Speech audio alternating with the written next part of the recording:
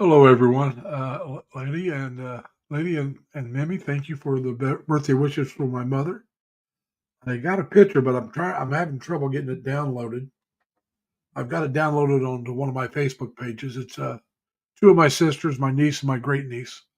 In other words, two of my mom's daughters and her granddaughter and great granddaughter. One of my other sisters took the picture, but I can't see how to put it on YouTube, so I'm not sure what I can do. Trying to figure it out. So please bear with me. Uh, I try to take care of all this. And hey, Larice, how you doing? Thanks for coming. Like I said, I'm trying to get it. Hey, Rob, how you doing, man? I'm going to put the link up here in just a second. I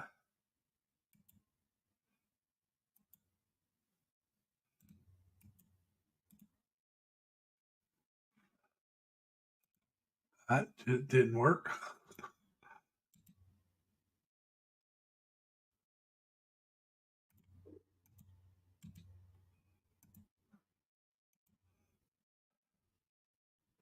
Hey, Robert, how you doing, sir?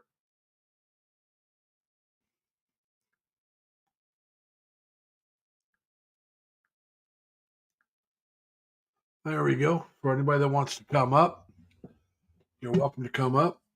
Yes, today my mother turned 98. I have a picture that my youngest sister sent me of her, my sister Ruth Ann, which is my second to oldest sister. That's the one with MS. And then my youngest sister's daughter and granddaughter with my mother. And hey, Jerry. But I put it on one of my Facebook accounts. I'm not sure which one. But I've not been. I wanted to put it up so I could show you guys, but I'll get it figured out eventually. Hopefully, I can get it to my uh,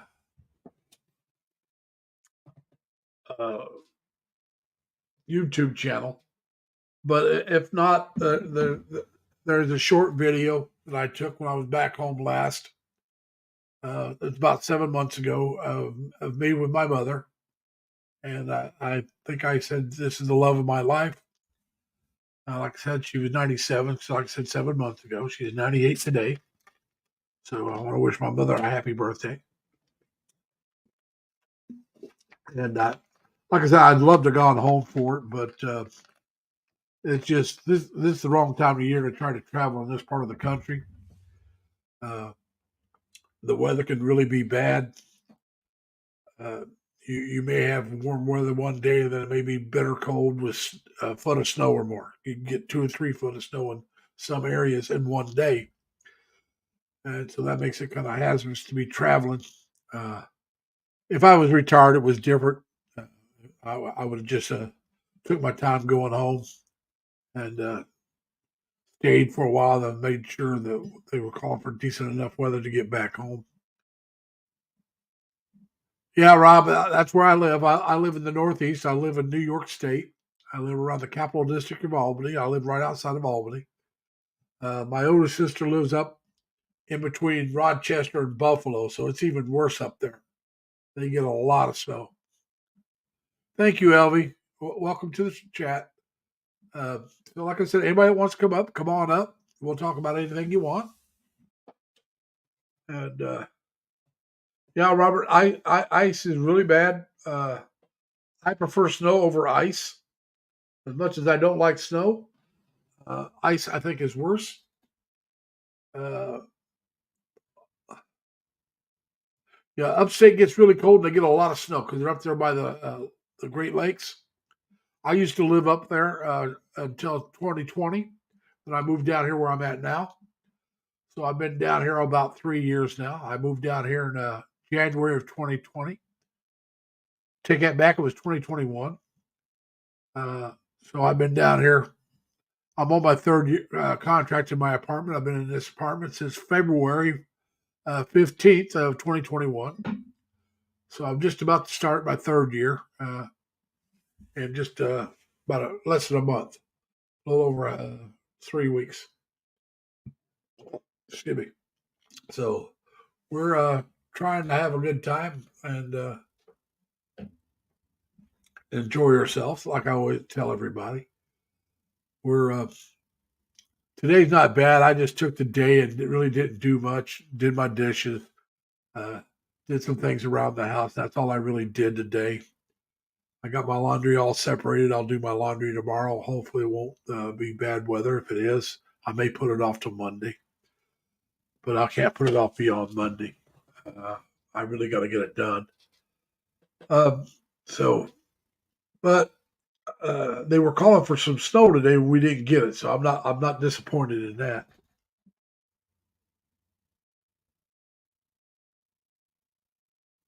They're calling for about 19 Fahrenheit for the high. Let me look here real quick. Uh, right now, it's minus 11 Celsius. That's how cold it is. So let's see what it is in Fahrenheit.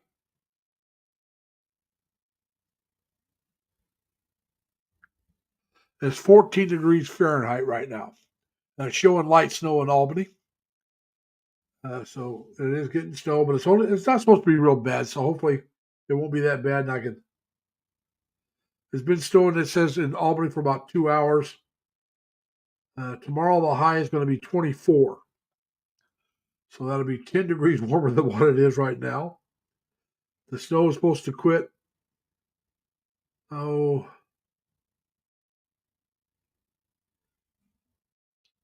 Sometime here soon, the way this looks. And so we'll see. Let's look at Water Elite. They're saying the snow is going to quit around 9 o'clock. So that's about 2 hours for me. So it'll be 10 o'clock your time. And they're calling for minus 10. So I guess it's going to warm up a little bit. It's going to get down to minus 12. And tomorrow's high is going to be minus 6. So, like I said, they're calling for it to really be cold, which is not much fun, as you all know. Those of us that live in this kind of weather. Hey, Tim, how you doing? And so, yeah, it's I really don't care. Hey, Percy, I really don't care for this kind of weather. Like I said, this kind of weather is one of the reasons why I really want to move someplace warm. The friendliness of the people I used to know and work with in the Navy, the Filipinos that I worked with, and their families that I got to know, is one of the reasons why I want to go to the Philippines. That plus the warmer weather. That plus English is widely spoken throughout the country. It's a second. It's a national language. Kids learn it, so the younger generation will be able to understand me. Not if I go to the right areas, almost everybody will. But like I said, that's not the main thing. The main thing is the friendliness of the people, the weather. I'm not going there to find a girlfriend or anything like that at my age. Like I'm 70, I'll be 73 or older when I finally go. And I got somebody coming up. Robert, how you doing, Robert? Hey, brother. How are you, man? Doing quite well. Yourself? Good, brother. I thought I was being careful and looking down while I was walking, man. I missed a patch of ice and hit it, and down I went. Oh yeah, ice. To put it bluntly, ice sucks. Dude, I've It's been in worse the than hot. snow. Sorry, bro. I'm going to say it's worse than snow. It's worse than the cold. The Yeah. absolute worst is ice. Yes. And like I said, you already know my knee condition anyway, so I was trying to be careful. And man, and I was looking down to look for ice, and yeah. But the thing about ice, I must have missed some, man, and I hit it, Larry, and it hyperextended my leg back. Well, the thing about ice, they got what they call black ice. Yeah. That's ice you really don't see. Yeah. Well, I was taking out the trash, dude. And where I live, they got those metal ramps that go over the stairs for handicapped people. Well, they got those here. And I got down the ramp was where I thought I was going to have a problem, but I got down into the driveway, and I've been in the hospital since this morning. I just got out like 30 minutes ago. They told me I tore the PCL. And Now, when are you supposed to be having your knee surgery? well, what they've done, Larry, is I was supposed to have it done the 30th. But I needed to get clearance from the neurosurgeon, neurologist, and the hematologist. Okay. The neurologist wants to do I hope I'm pronouncing this right, transesophageal imaging, where he wants to stick that thing down my throat with the thing and look at my heart. And Okay. so you want to do an internal. yeah, and that's for the 29th. My surgery is supposed to be the 30th. So so what the surgeon's going to try to do is bump me, switch places with another patient, give him my day, and give me their day in February. Okay. Well, that would be helpful. So there's no way that I can get that procedure done on the 29th, because they're gonna sedate me for that. Yeah. So the surgeon said, no, that you can't be sedated like 2 days in a row like that. Yeah. So I understand. And I don't know, Larry. I'm just wanting to get this done, and for the whole reason what happened to me is the knee's so unstable that any little thing throws me off balance, and down I go. Ermina, a long time no see. Welcome back. It's been a while. I know it's been a long time since I've been up on your stream, brother, but yeah. But I think you know why I kind of do a low profile, because I just don't care for a lot of the stuff that's in a lot of these streams nowadays. Yeah, there's just too much drama, too much. Ermina, it's been a while since she's been here. If I remember right, Ermina lives in Iloilo area, which is one of the areas that I would consider checking out. Thank you, Ermina. Like I said, my mom turned 98 today, so I'm very blessed to have my mother around. Well, I'm sorry, I maybe I missed it, but is she still with you, or is she passed? Yes. Oh no, she's still. I will not go to the Philippines until my mother passes. Well, bless her heart, man. But she's 98 today. My youngest sister sent me a picture today with her, my sister Ruth Ann, who's got MS, and then my youngest sister's daughter and granddaughter with my mother.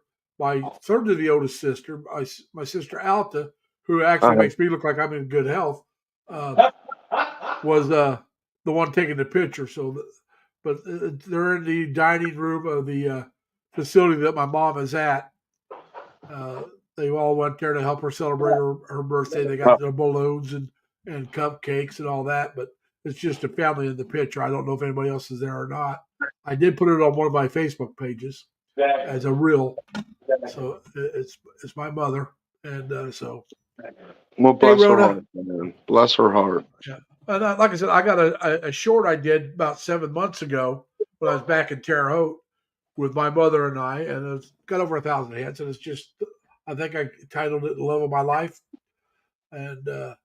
Well, that's an interesting Terre Haute. That's an interesting little place. You been to Terre Haute?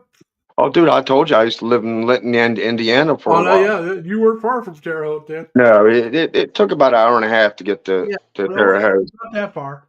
No, I've been to Linton many times. Well, what it is, it's the way you got to go, and you know the roads there. You got one lane going one way, and then you got to turn here, and then turn there, and then turn here, and then you get on the main road, and it takes you straight in. Yeah.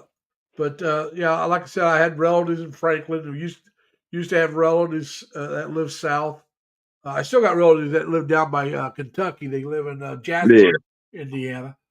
Well, where I was, I could be in Kentucky, or it wasn't, or up in Illinois. You were down there closer to Bloomington. Yeah, I could get into India. I could get into Illinois or Kentucky real fast. Yeah. But see, Terre Haute, I mean, I'm like, the last exit for Terre Haute is 7 miles from Illinois. Now, Terre Haute itself is actually a little closer, but the exit. Well, actually, you go through Terre Haute, and then I don't know, go another, 30 or so minutes, and you get across the Illinois border. From Terre Haute, when you Yeah, well, first hit Terre Haute, where they were, the way I went, it was real like country and farms, had the wind, what do you call them? The wind farms, the windmills. yeah, the windmills, the wind farms. Yeah, it took me that way into Illinois. Okay. Let's see. Like I said, I lived right in Terre Haute, so I'd jump on 40 Yeah. and take 40 over, and I'd be there in, no time at all. Yeah. After I left Terre Haute, maybe 15, 20 minutes at the most. Yeah, yeah. I'd be in like Marshall, Illinois. And then I was at Martinsville. I can try to remember which one's first. I enjoyed the drive. It was awesome. I mean, I saw a lot of beautiful country. Well, see, from Terre Haute, you hit West Terre Haute. Yeah. And then from West Terre Haute, that's where you hit Illinois. And yeah. From there on, you're either in small little burgs, and West Terre Haute on is small towns or country, if you're on 40. And it takes you through all these little towns. Well, I had a friend that was right out of Chicago, and I'm trying to remember the name of the city. Now, was he in Illinois or was he in Indiana? Illinois. Okay, well, that could be just before you get to what is it? No. I'm trying to think. There's quite a few little towns right outside. Yeah, it's not really big, but it's like 10 or 13 miles from Chicago. Yeah, there's a lot of little towns right outside of Chicago. Yeah, it's an area they call the region. Yeah, it was like they're like the DC area. It's like the surrounding areas around the big city. That includes Illinois and Indiana both. They just call it the region. Yeah. And, I knew a lot of people that in college that lived up in the region, and that's how they say, "I'm from the region." I always thought that was funny. Instead of saying what town they're from, they say, "I'm from the region." Easy, bro. Easy, brother. You're showing a little accent there. Yeah. Oh, yeah. It really tripped me out. But I just thought I would come up, brother. I don't know how long I'll be able to stay because I'm in a lot of pain. I understand. Yeah, I mean, they got me all braced up and everything, and then tried to put a arm sling on me and everything. It's just nice to meet, have someone you're talking to that knows how to say the word tarot. Believe me, my friend corrected me on that because when I first started saying it, no, that's not how you say it. No, it's not. I lived in a little town called Casey, Illinois, for 2 years. Back in 5th and 6th grade, I lived in Casey, Illinois. I lived in 4 houses and went to 2 different elementary schools. My family moved around a lot. By the time I was 13, I lived in 18 houses. But anyway, when I first moved over there, they kept saying Terry Hat. So instead of saying Illinois, I'd say Illinois. Yeah. I've heard people call Chicago. Yeah. I said, where are you getting the R? Because there's no R in that. Well, in Indiana, they put R's in a lot of words, especially if you're from below Indianapolis.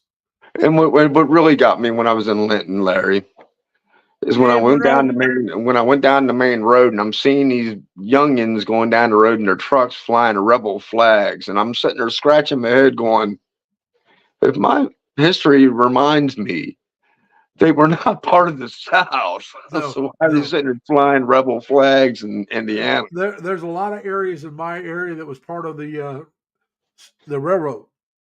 Yeah. And Indiana was neutral, wasn't it? No, Indiana fought on the northern side. Well, I thought there was a part of it that was kind of undecided. No, that was Virginia. That's why they got what happened with Virginia. You got West Virginia and Virginia because of the Civil War. They split before the war, Larry. No, they split because of the war. Oh, I thought that West Virginia had already kind of broke off before the war. No, it was it might have been right before it started, but it was because of the war. I think it was before it started. Well, like I said, it was right before West Virginia decided to go south. Virginia wanted to withdraw, and West Virginia said no. So that's when they split. It was when Virginia voted to withdraw from the Union. Yeah. West Virginia refused to withdraw, so they became 2 different states. Yeah. And they stayed 2 different states after the Civil War. But it was because of the war they split. Yeah, The Western, like I said, Western Virginia was very pro-union. yeah, a And, lot of history in this state. yeah, yeah, and so that's why they split. I But mean, you can't throw a rock. You can't throw a rock but without finding there's a some lot historical place. there's a lot of Klan in Indiana. It's one of the places it started. I won't say it's where it started, but it's one of the places. At one time, the Grand Wizard lived not in my hometown, in my home county, but not too far from there, which I'm not Excuse real me for a proud of, minute. but that Sorry. happens. That's all right. Just trying Now, to get Monroe, adjusted here. now Monroe, you're back in the States. I know that. So come on up if you want. But What is anyway, that? Life in North Carolina? yeah, that's Monroe. Uh, Yeah, come on up, brother Monroe. but anyway, like I said, though, there's a lot of prejudice in my part of the country. I'll Oh be Lord, honest about it. you should see it in this DC area. Well, I It's believe it. crazy. It's crazy around here. I lost a couple of friends because I found out they were that way, Yeah. and I had one friend try to get me to join his whatever they call it in the Klan, and I said no, and I said I would never be accepted, even if I said I'm part Native American. He goes, oh, we don't care about that. I said maybe you don't, but there's other Huh. parts of the country they hate the Indians just as much as they hate the blacks. You go around the Yeah, Indian there reservations, is a the lot. Klan Yeah, there, there is a lot yeah. of prejudice. Yeah, like I said, you go anywhere close to a reservation, you're gonna if there's a Klan, they're gonna be against the Native Americans. Yeah. My grandmother was raised on a reservation. No, Yeah. fuck, blank you all. I'm starting to say the other word, but blank you all. Yeah, exactly. Well, see, it's like I said, Larry. I mean, my father was very prejudiced, and I Well, promised myself when I grew up and I had children, there's not a prejudice, bias bone in my body. Everyone, I love all people. I can't say that. I'm prejudiced, but it's four. I'm prejudiced for Asian women. Well, Remember, that's different, brother. hold on. Prejudice is a neutral word. Oh, it It's how is. you use it.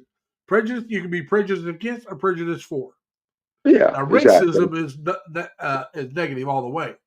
But a You're lot of right. people think of prejudice as being just negative. It's not. It can be. It's a neutral word. You can be prejudiced for, you can be prejudiced against. Yeah, exactly. You're right.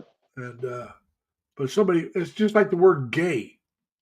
The homosexuals took the word and as their own. And I disagree with that because gay just meant happy. That word's been around a long time. Yeah, but I mean, but I'm just saying, no. The original meaning was happy. It's just a word and stereotyping and branding people. Yeah. But they took the word because they didn't like the word. What was it? Queer, I think at the time. Well, that's what they used to use back in the day. Yeah, that's what I said. So they confiscated the word gay to. Now you got the LGBTQ. So Yeah, but the thing is, though, no matter you can change words as much as you want, but eventually the negativity of the old word is going to bleed over to the new word. just like Larry, just as well as me, any words that like a two-edged sword and it cut both ways. Oh yeah, oh yeah. But I that's what I'm mean, saying. I mean, it just. I mean, I it don't know. it is what it is, and that just shows people's ignorance. That's all. Now, Mike married to a beautiful woman's here. Hello, Mike. He says in the Philippines, gay people are called the gay. Yeah. Yeah, and like I said, Well, I mean, it's just like the lady boy, like in Thailand, they're I think it's referred as lady boy, but in the Philippines they prefer different. I think. could be. It could be. But it's all word's a word. Yeah. And I don't care what the word is. It's how you treat people. Well, it's the way you deliver it. Yeah. It's also how you treat them. Yeah, exactly. I mean, you can call somebody whatever they want to be called, but if you treat them like dung, it doesn't matter. You're still treating them bad. I love all people. I don't judge. Well, I can't say I love all people, but I don't hate anybody for being what they are. Larry, I I mean, love all. Let me rephrase that. I love all people till they give me a reason not to. yeah. I mean, and there are people that for some reason you just don't hit it off. I don't hate them, but I mean, you just don't hit it off, so that's fine. But I don't hate because anybody because they're white or they're black or they're gay or they're straight. But I may hate a person because they're a-holes. yeah, exactly. Well, if you don't mind, Larry, I don't mean to cut you off, brother. Go ahead. Because I'd like to take this opportunity. If anyone knows me, you've known me for a while, so you know who I really am. And, I try to be a good-natured person. Yeah. But these past few months has been pretty hard on me. With a lot of stress, getting things moving, and I just want to take the opportunity. If I offended anybody in YouTube, I sincerely, from my heart, deeply apologize. I love my friends on YouTube, and I don't want to lose them. Yeah. Well, you haven't insulted anybody on this channel that I know of. I can't speak for them. Well, no, I mean, not just. It's just. Yeah, I understand. I'm just saying. Yeah, my behavior was not good, and I want to apologize to anyone that I offended. Well, like I said, when you're going through a tough time, it's tough to be nice all the time. Well, that's not an excuse to be stressed. No, I mean, I understand, but that didn't give me a pass to act like you said, like an a-hole. Yeah. But I'm a man, and when I'm wrong, I'm wrong, and I admit I'm wrong. Well, that's what we got to do. I mean, we got to stand up and say, "Hey, look, I screwed up. I made a mistake. I hope you can forgive me." And yeah, exactly. I'll try to do better. And if I don't, call me out on it. Yeah, well, they do. Yeah. And I still got friends that stood by me and that they haven't turned on. Yeah. They know my heart, truly know my heart. Yeah. That they know that's not me. But you know how long I've been battling now to get this on the books, on the calendar, get it done. Yeah. Ever since I've known you, you've been trying to get this done. Yeah, exactly. And I'm just been working even double hard to try to stay healthy, so they have no excuses not to do the surgery. Yeah. Because the last time they canceled it, I don't know if you know, Larry, it was because of because I've known you that long. You remember in 2022 when I suffered all those mini strokes. Yeah. And that's the reason you were actually, it was around that time I met you. Yeah, exactly. Yeah, I was still recovering. Yeah, because you were having a hard time getting around the apartment. You couldn't really leave the apartment. That's around the time I met you. I might have met you a little before, but it was right about that time. Yeah. Because 2022 is when I started doing YouTube. Yeah, just 20. Well, I remember that. That's when you created your stream. That's when you started doing live streams. Yeah, that was back in 2022. Because you were doing videos on YouTube and you hadn't done a live stream yet. Yeah. Well, I did my first couple were talking heads. The first few were what I call talking heads. It's where you're looking at the camera and you're talking, and there's nobody else. You're not talking to anybody else. You're talking to the audience. Yeah. And you're telling whatever story or whatever information you're putting forth. Yeah, because you weren't using StreamYard then. Yeah, I did a few talking heads and I did a couple of videos and then I started doing YouTube live streams. I mean, don't take this, and I don't want to offend anybody on this.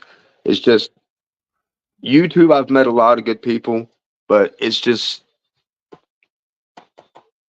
I guess I'm just not the type that does live streams and stuff like that. It doesn't define my life. I enjoy the friends I have on YouTube, but for me, for me, this is my entertainment. I don't go. I haven't been to the bar in years, and long before I even started doing live streams.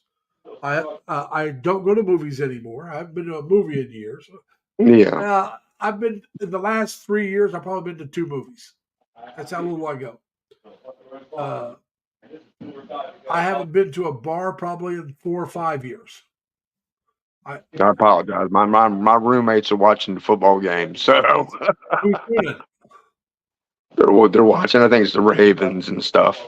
Okay, but But I have to. So if you hear somebody talking in the background, they're talking. that's all right. That's all right. But yeah, I just wanted to take that opportunity, and I wasn't trying to step on your toes. Oh, that's all right. But anybody that truly, truly knows me knows that's not me. Yeah. Well, like I said, everybody has a different style of doing what they do. You like to do shorts. You like to do the reels. Yeah, Notice I do very few, if any, reels. I mean, do very few. and I'll support my friends. Yeah, but I'm just saying, Yeah. My style is different. I like to talk. Yeah, and you've got that gift. I don't. Yeah. If I get up As there the by Irish if would I say, get I up got there the by gift of blarney. myself, if I get up there by myself, brother, I freeze and I lock up. Well, like I said, as the Irish say, I got the gift of blarney. Yeah, exactly. By the way, hey Mike, I'm sorry, brother. How you doing? Mike, it's the same thing here at 7:30 on the East Coast of the United States, and And brother Tim, sorry. but like I said, I like to start at this time because if I start at 8 o'clock in the It's Philippines, too early it's in the 9. morning. Yeah. Well, no, on Sunday they're going to be at church. A lot of people will be at church, so by starting earlier, they can come in. If they got to go to church, it's fine. But they get a chance to drop in, say hi. If they want to post their link, they can just type in 3 L's. Just type in LLL. My Nightbot drops their link. I wish they would come up and talk, but very few people do. Well, I mean, like I said, you've asked me numerous times to come up, and it was just, dude, I was just going through. Just going through what I was going through. But like I said, there was no excuse for bad behavior, bad manners. Yes, I do.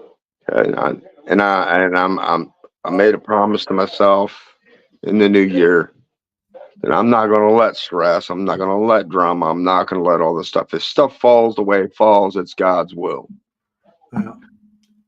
You know? Yeah. It's like, well, like I said, my plan, not God's plan, my plan is to get out of debt, save some money for a couple of years, and then go to the Philippines. Yeah. And that's still my plan too, Larry. I mean, but like I said, God's I've got to plan get. may be that I'm not going to be healthy enough to go. Well, that's my issue. I want to be healthy before I go. Well, mine, part of it is going to be my age. I mean, Yeah. I'm in decent health for my age. I need to lose a little more weight, but I can do that in the Philippines. Well, I'm slowly doing that. I've lost weight. I have. I've been losing weight, but I'm so far overweight. It's going to take. I got a lot of weight I can lose. I mean, but I'm looking at it the financial way, Larry. Is I have the insurance now because of my disability. Yeah. I'm going to take care of these surgeries. I'm going to take care of the dental work. I'm going to take to. And because I know once I get there, I'm paying out of pocket for stuff. So if I've got the insurance now, then I'm just going to have it done here where it costs me nothing. Now, Mike, when you say you're going back home, you mean back to the Philippines in March? At the end of March? Because I know you had knee surgery. You mean Mike? Yeah, I think Mike's going back in March. Yeah. Yeah, I know he misses his Asawa. Well, like I said, now, Jerry, tomorrow the high is going to be -6 Celsius.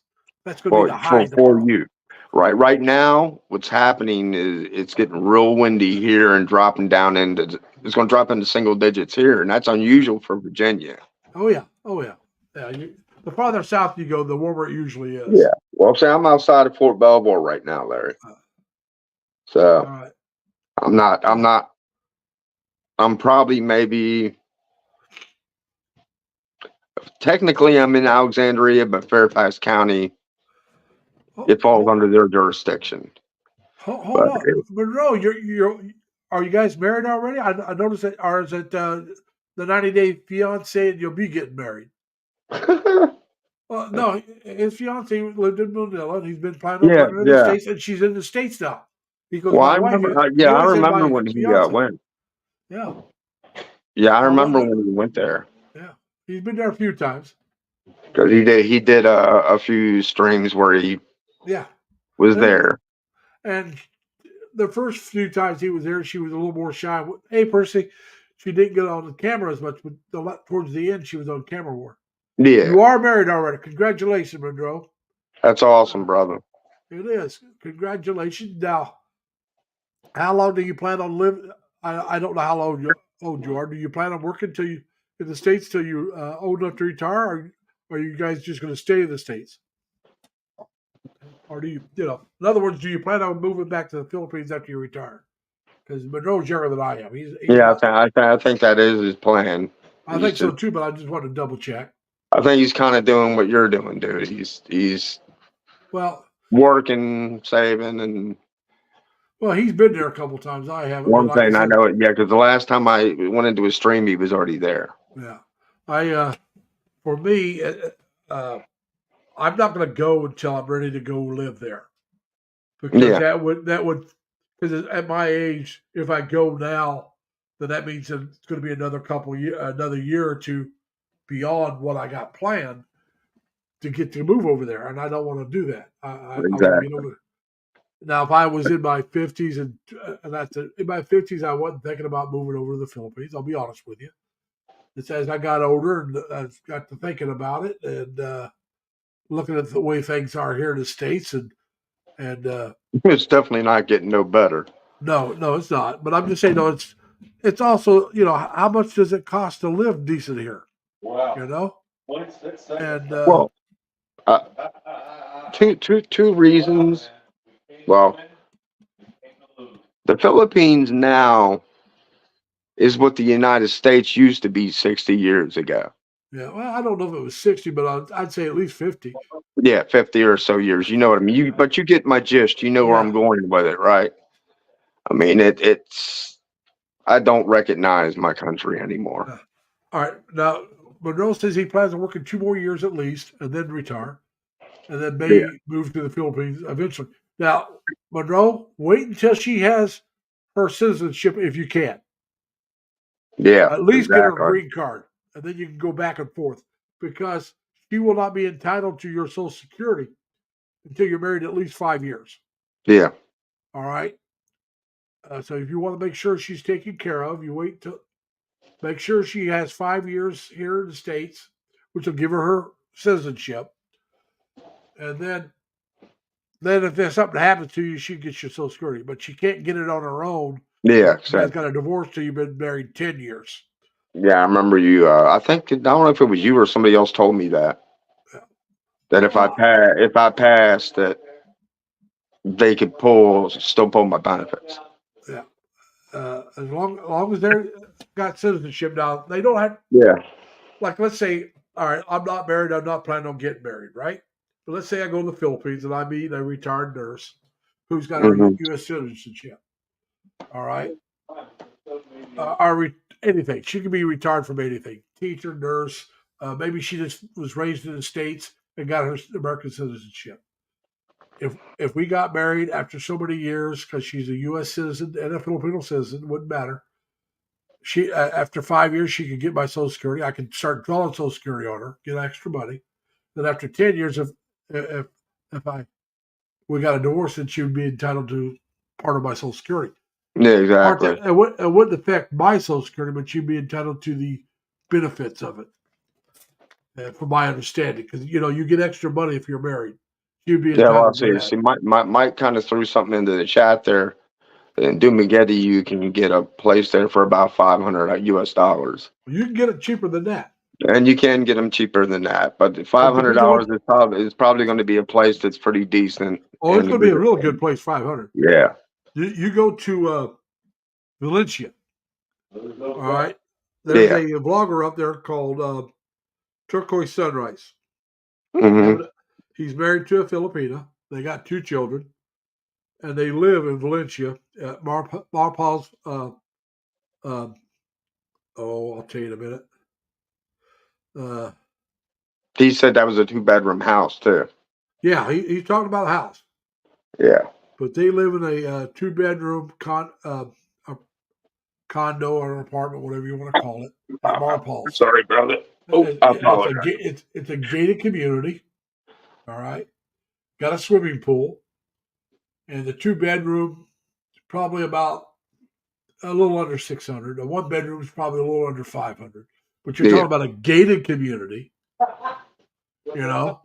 Uh, if you ever go look at those apartments, they're really nice. Now the 1 bedrooms are upstairs, I believe, and the downstairs I think are 2 bedrooms.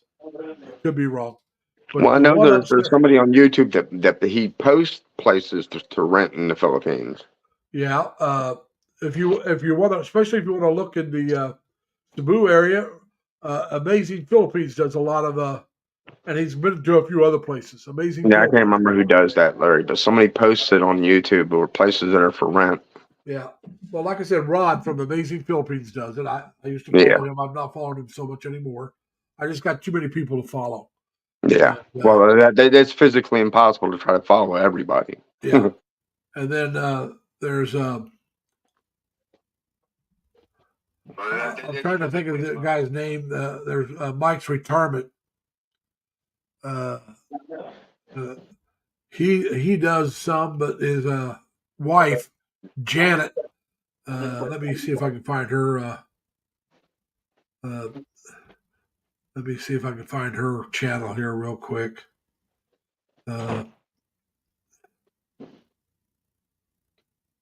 Philippine Life with it's called Philippine Life with Janet. She has some. That's his wife. She has some places for rent over in Dumaguete area because that's where they live. And but it's Mike's Philippine Retirement or something like that. Is It says Mike Retirement is in Cebu area, Tim said. Well, Mike, the retirement I'm talking about, he goes to Cebu and he lives in Dumaguete both. And he'll show apartments in Cebu and he'll show some in Dumaguete. And they do some travel as well. They do a live stream, and so. But I mean, those are some good places to check. Geo in the. Hang on a minute. Let me look. Geo in the Philippines also does the same thing. He'll show some apartments. He's married as well. He just got married not too long ago. He's been there for about 7 years. Yeah, Mike's absolutely correct on it. If you live in the city, it's going to cost more than being in the province. Yes, and that's the reason that I'm leaning more toward the province. Well, I want the city. I don't know anybody that does videos at Iloilo on a regular basis. I used to. There was a guy called Tito Tim, but he didn't really do apartments. I think he showed a couple, but that's because he was looking for an apartment himself. So those are older. He was married also to a Filipina. They met, I believe, after he got to the Philippines. Now he retired on disability. Younger, and he didn't get his Social Security till later. And now they're out in the province, and he quit vlogging. But he's got some good ones on Iloilo. There's got to be some others. Carefree Chris just spent a couple of days in Iloilo, and he's got a couple of videos up on the Iloilo. So I've checked out some videos on Iloilo. I really like the river walk there. I've heard. I really haven't done much research. I've heard about that area. Yeah. But good night, Jerry. Take care, brother. All right, Jerry. Take care, man. Sorry, I didn't mean to step on you there, Larry. I apologize. That's all right. You pointed out that Jerry was leaving. I didn't notice that.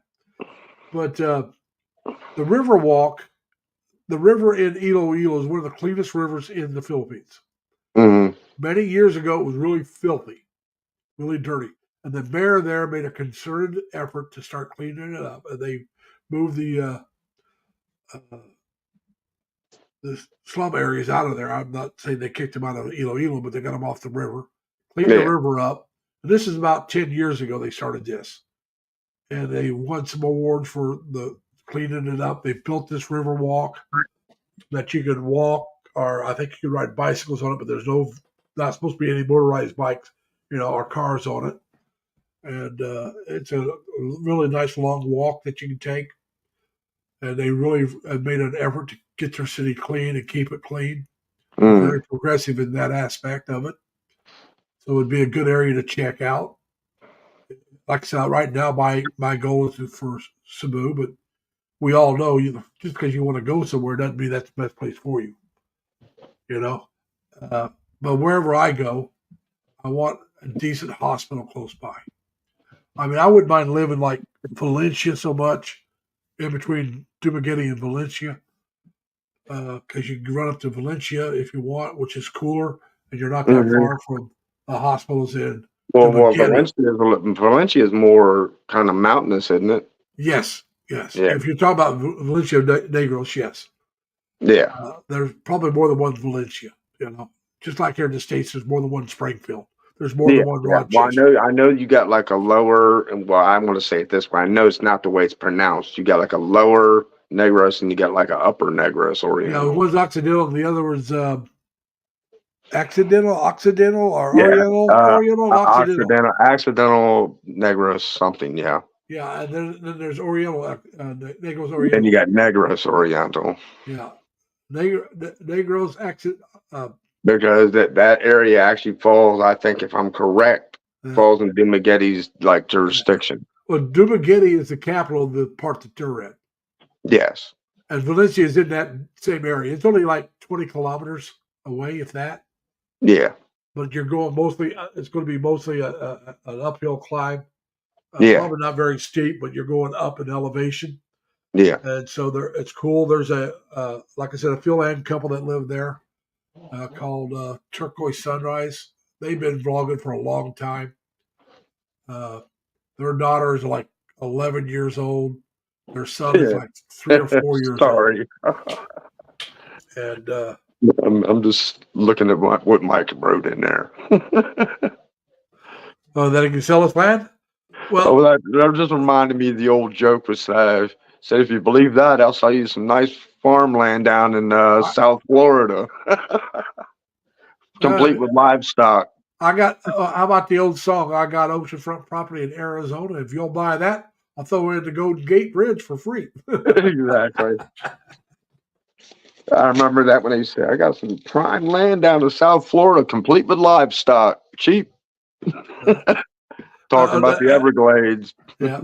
And for you Filipinos and Filipinos that may be out there that don't understand about the Arizona thing, they're landlocked. They're nowhere near. They're not even close to the ocean. No. Yeah, I know there's software areas in Valencia. Like I said, it's a beautiful area though. yeah. Beautiful state. There's a lot of vloggers from Dumaguete also do some vlogging in Valencia area. And then, like I said, Turquoise Sunrise lives there. They do vlogging. Yeah. I would love to check out Valencia's Sunday market. They got because farmers market on Sunday. I think a few vloggers like Sass and all them have done that. Yeah. Where they're going into the markets. Yeah, and I mean they got some really good things there. Sorry if I keep closing the camera because I'm trying to keep up with the chat too. That's all right. Now, so Mike, you and your wife own some land in the Valencia area. That's cool. But for us to buy it, we'd have to be with a Filipina. Yeah, you can't because you can't own land.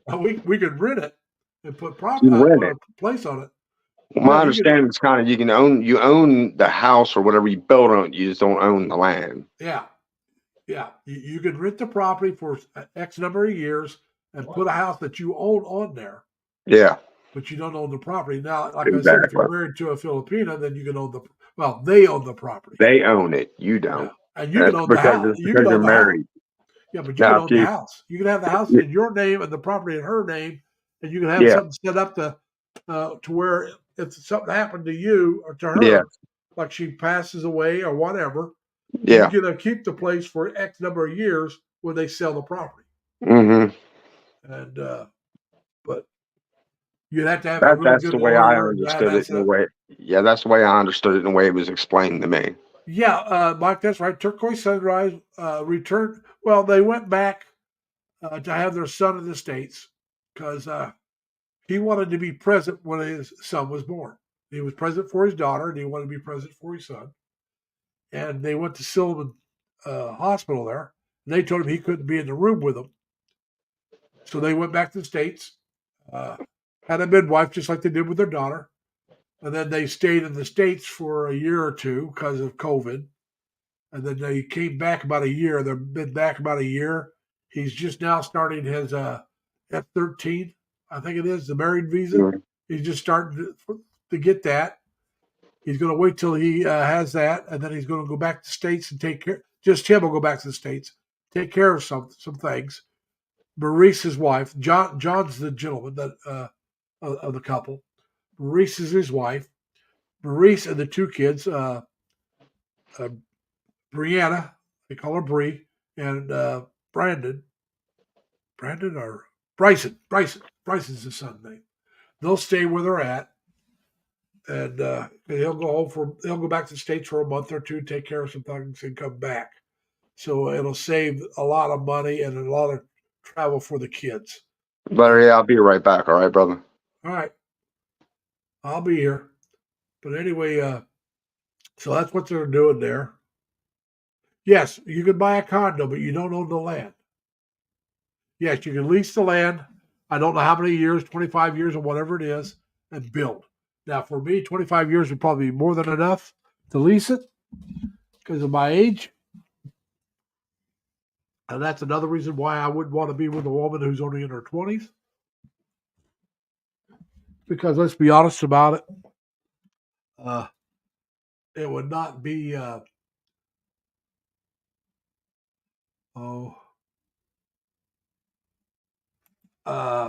advantageous for her. If we had kids, I wouldn't be around to see the kid graduate from high school, well alone college, or the odds are against that. I mean, I might make it, but the odds are against it, and I wouldn't want to put her through that. Have to raise a kid on her own. Now, if I'm with a woman, if I got with a woman who already had kids, that's one thing. I just don't think I want kids of my own because of my age.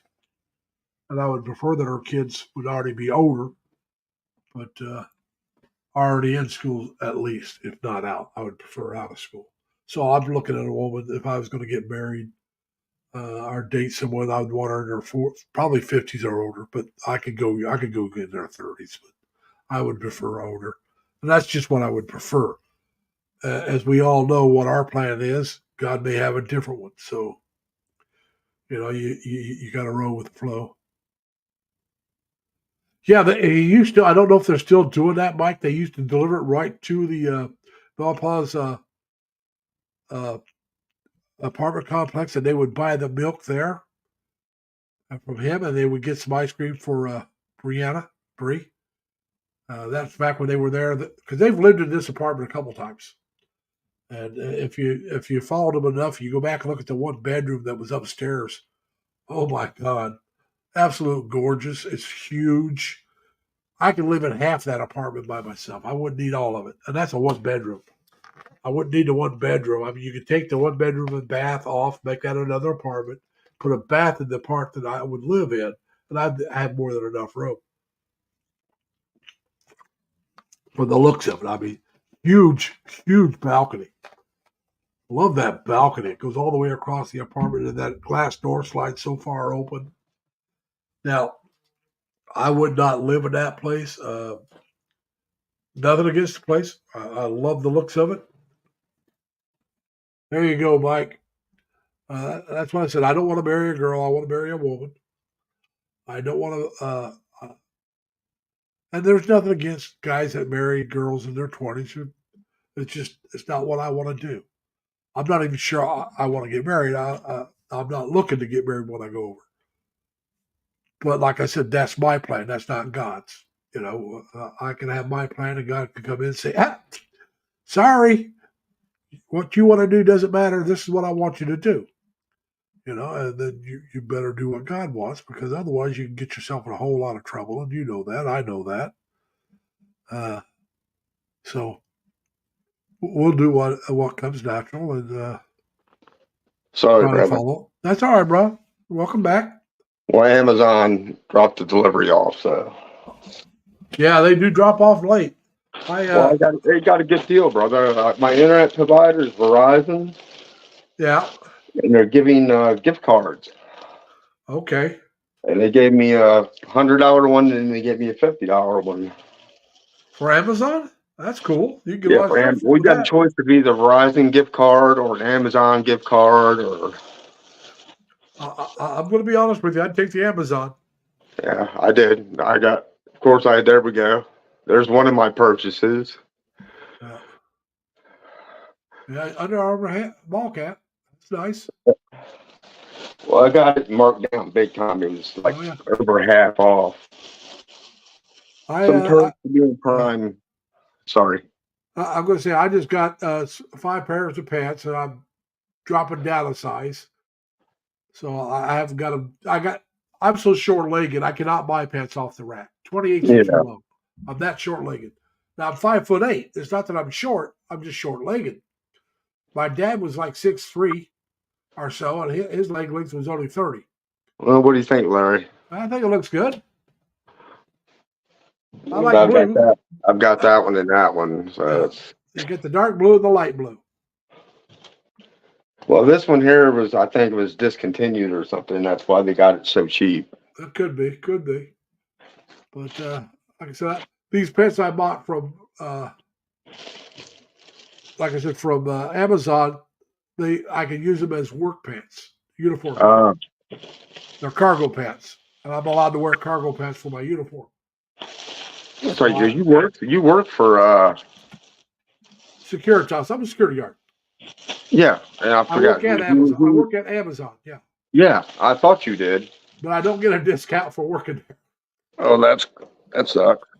Well, if I was an Amazon employee, maybe I would, but I'm not an Amazon employee. They contract their company out. That's what they do. Yeah, I'm contract. Ah, okay. But I enjoy the job. I work at the truck gate. We call it the gatehouse, but some people call it the Tommy Gate because Tom is transportation organization management. And they're in charge of the truck yard. Well, I watched your videos where you took the tour through the break room and all that. Oh yeah. Well, the main break room is one of my most watched videos. It's got over 4,000 views. Wow. Black City. I ordered a new costume for the Philippines. I ordered a cow.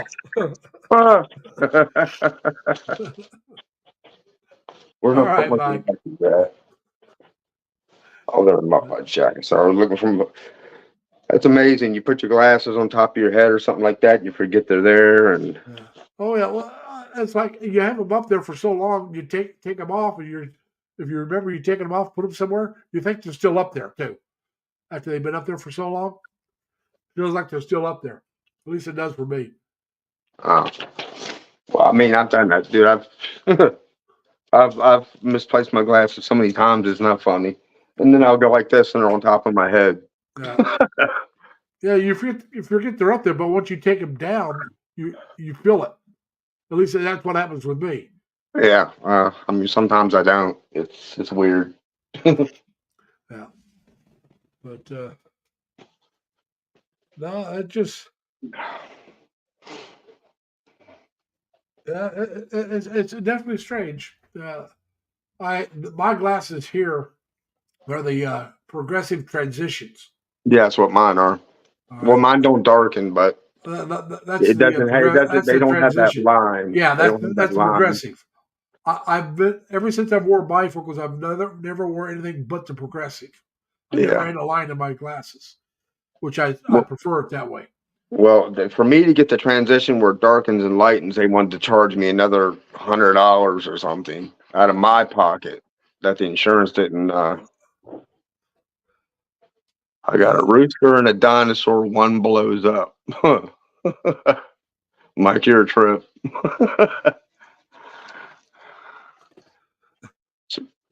Sorry, Larry. Yeah, that's all right. Like I said, Mike gets me to laugh when he does that stuff. Yeah. Oh yeah, there's nothing wrong with that. Mike's very entertaining. So's Tim when he wants to be. Yeah. Well, Tim's a great guy too. Oh yeah, but no, it's like I said, it's different. Oh, well, what happened, Robert? What do you mean? For believe it or not, for a second your picture was gone and came back up on its own. Oh, I don't know. StreamYard for some reason that's goofy on me. I'm sitting here and all of a sudden you disappeared. It's just my picture, takes up the whole screen. And then that's when I said, "Whoa, Robert!" And then you came right back. That must have been on your end with the StreamYard then. Yeah, probably was because it was like, "Whoa, what happened here?" Well, because like I said, I I'm jumping back and forth in the chat. Yeah. So Well, that's fine. No. When you cover your picture up, that's not you dropping out. This one here, you dropped off the live chat. They came back wow. up. I mean, it was Okay. just me. It was just me. Because all right, when That's you weird. stop your camera right now, you can see my picture there. Yeah, Right? exactly. But I didn't disappear as far as the whole thing. But You're saying I disappeared you completely. disappeared completely. It was like, whoa, what happened there? Yeah, because Hey, Jaylene, how you doing? I'm sorry, I just noticed you there. Hopefully, you've not been there too long. And, well, Larry, I apologize, brother, and I appreciate you having me up here. Not a problem. But I'm going to try to get something to eat and take some of this pain medicine he gave me. And yeah, I had chicken and mixed vegetable, 2 chicken sandwiches, small thin slices of chicken, and then some mixed vegetables. That was my supper. Yeah. Well, I'm going to try some chicken strips and some rice. So that's what it was. It was the. Well, I haven't eaten anything all day. Like I said, I went out to do that, and that's when I slipped and fell. Went to the hospital, and I just got out like an hour and a half ago. So I haven't eaten all day. You're starving then. But you know how it is when you're in pain sometimes. Oh yeah. What do you mean, Mike? Yes, you did, Robert. Oh, yeah. He said. I guess he's talking about you confirming disappeared and that came back I up. disappeared. Yeah. And Mike, you are too old enough. You're just your eyes are just in better shape. Because I'm not old enough for progressive lenses. Yeah. Okay. No rice. No rice. I rice, like rice, okay. Mike. I like rice. I really do. Rice is life, Mike. I like rice and I like noodles. Rice is life, Mike. But I eat very little of it because you got to remember I'm diabetic. So I got to watch that stuff. What's it? What the starch is? The starch is in it, Larry. Is that what it is? Huh?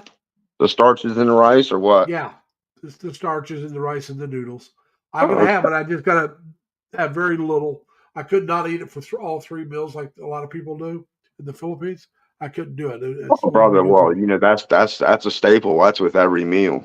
Yeah, like I said, I couldn't do that. Well, like I said, Larry, thank you for having me, brother. No problem. I'm glad you came up. And bless everybody in the chat. Take care of yourself, Mike, Tim, everybody in the chat. Love you guys, and I'm going to try not to be such a stranger anymore. Take care now. All right, brother. Take care. Take care of yourself, Larry. All right. Thank you for coming up. Peace out. Oh, come on now. I'm hitting leave button. It won't let me leave. You want me to hit remove? Oh, you did it. You got it done. I didn't have to do it. Mike, I do eat rice and noodles, but it's very, very seldom. I doubt if it's once a month. Now, I used to eat it at least once a week, both of them. But like I said, I am diabetic. Even after I was diagnosed as a diabetic, I still eat it quite a bit. I still eat it probably more than I should. Yeah, it's true, but I happen to like the taste of rice. You add some mixed vegetables and some meat, and then you put some. I like hot sauce on it. I like it. Same thing with noodles. I like noodles with mixed vegetables and some meat and the hot sauce. I got to watch how much I eat of it, but I do like it. And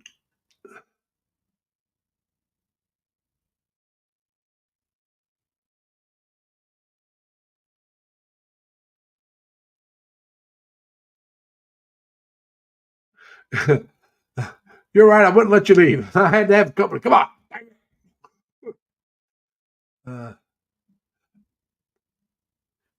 So yeah, it's a fun thing. Uh, but I just bought some. I've been out of noodles for a while. Bought some noodles last week. I hadn't even opened up the package yet, so I'll have that sometime. Now tomorrow I plan on cooking a steak and having mixed vegetables. Oh, I love hot sauce, man. Yes, I was trying to hold you hostage, there, Robert.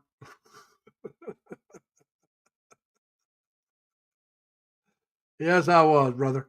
I was trying to hold you hostage.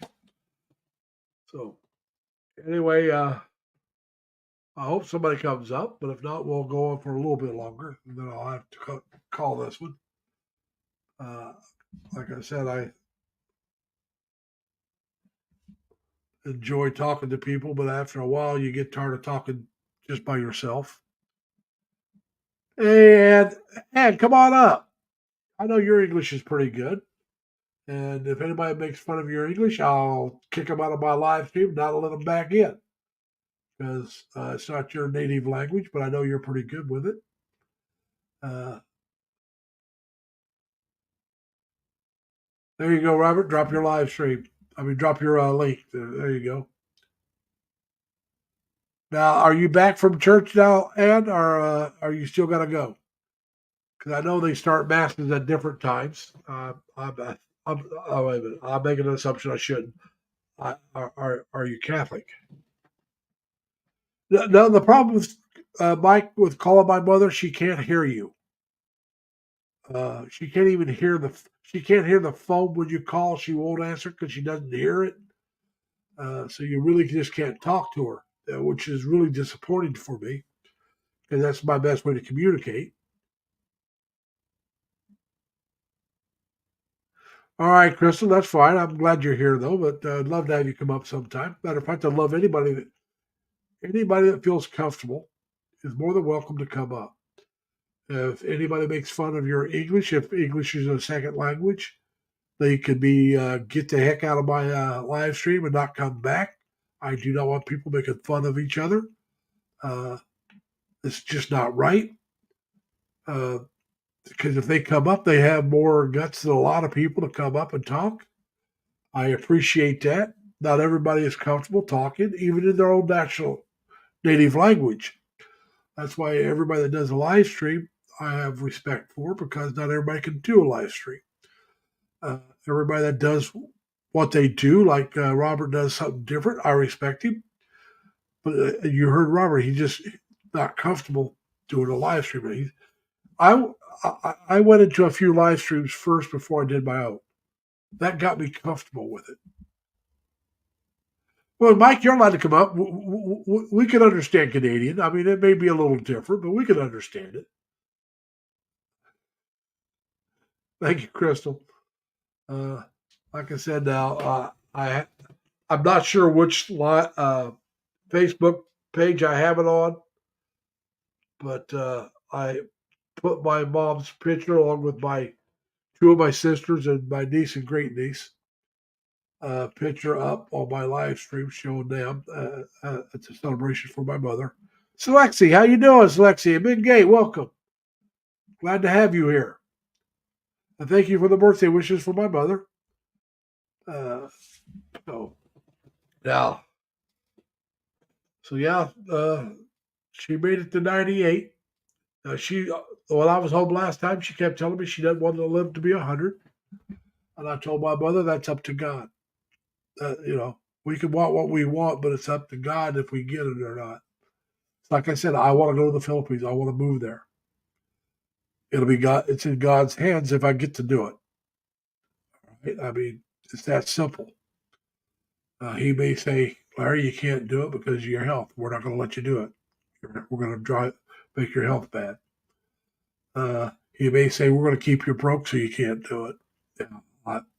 Everything right now, if everything goes right, I'm out of debt by the end of this year. Outside of my car, my living expenses. That gives me a couple of years because, like I said, I want to work 3 more at least. And that gives me a couple of years for saving money. which will give me enough money to move over there. Now, if my mom's still alive, then I'll keep working. Because, like I said, I'm not moving to the Philippines until after my mom passes. I don't mean to be ghoulish about it, but at her age, it's just too far. I couldn't be home in a day. You just couldn't do it. Now, I could be home in a day from where I live right now. It'll take me all day, well, most of the day to get there. It'll take me anywhere from 12 to 16 hours, but I can do that in one day if I really need to. But I couldn't do that in the Philippines because if you've been there for a couple months or 6 months, you have to get a clearance pass to leave, an exit interview, and then you got to do that. It'll take you a couple weeks to get that. Well, yeah, but my problem is I like to spend money, and so I'm trying to change a lot of habits. Like I said, I changed going to bars a long time ago, but that wasn't to prepare to go to the Philippines. It was just some things happened, and I decided that if I can't walk to the bar and walk home, I'm not going to the bar. And I haven't lived close enough to a bar that I like that I'm going. I'm not walking. And during the winter, I'm definitely not doing it. But I just haven't lived close enough to a bar I like to walk. Most of the bars that I liked were a few miles away, which during the summer is doable. But do you want to walk home late at night, especially if you had a few drinks? And so the area's not that well lit up. No, I don't want to do that. Yeah, I spend more money on Coke Zero than anything else anymore. Uh, I got a bottle of wine somebody gave me in my refrigerator for Christmas, unopened. I don't know when I'm going to open it because I really don't like to drink by myself. That's not something I really like to do. Besides, if I did open it, I don't know how long it would last. That's something I'd have to talk to. I got relatives that do drink wine. They don't drink anything else, but they'll drink wine once in a while. So I have to ask them about how long it'll last after I open it. Because if it doesn't last very long, it's not getting open until I'm ready to drink it. I'm just, hey, JLB, how you doing, man? Long time. Welcome to the live stream. You probably remember Mike. He was here. He's here right now. Jerry was here. Jerry, I call South Texas Home, was here earlier. That's probably about the only ones that you know from Chris and Sabu's live streams. I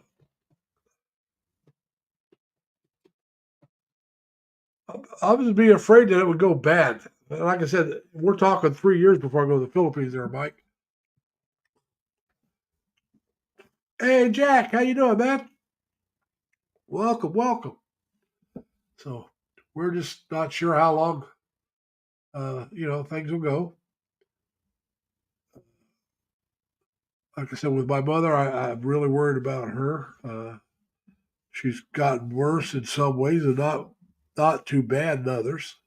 Like I said, she can't hear you on the phone anymore. So if you call, and you try to talk to her, she can't hear you. And because I've tried a few times, I had to give up. Now I just call my sisters and see how she's doing and all that good stuff. And I didn't call today because I knew they were going to be there with her, which is more important than talking to me because it's her birthday. All right, yeah, Mike, I haven't opened it. It's got the cork in it still, and all that. I just don't know how long it'll last after you do open it. Like I said, I've never really been much of a wine drinker. I used to drink the cheap stuff, but we would drink all of it at one time, so it was never around long enough to find out when it could go bad. When we opened it, it was gone. Uh, yeah, JLB, it has been a long time. I'm sorry to hear that your internet's questionable, Jack.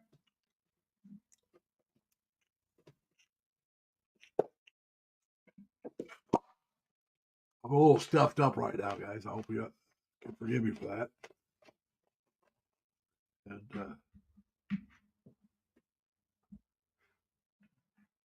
Now, JLB, what do you mean by my own channel? I do have a YouTube channel.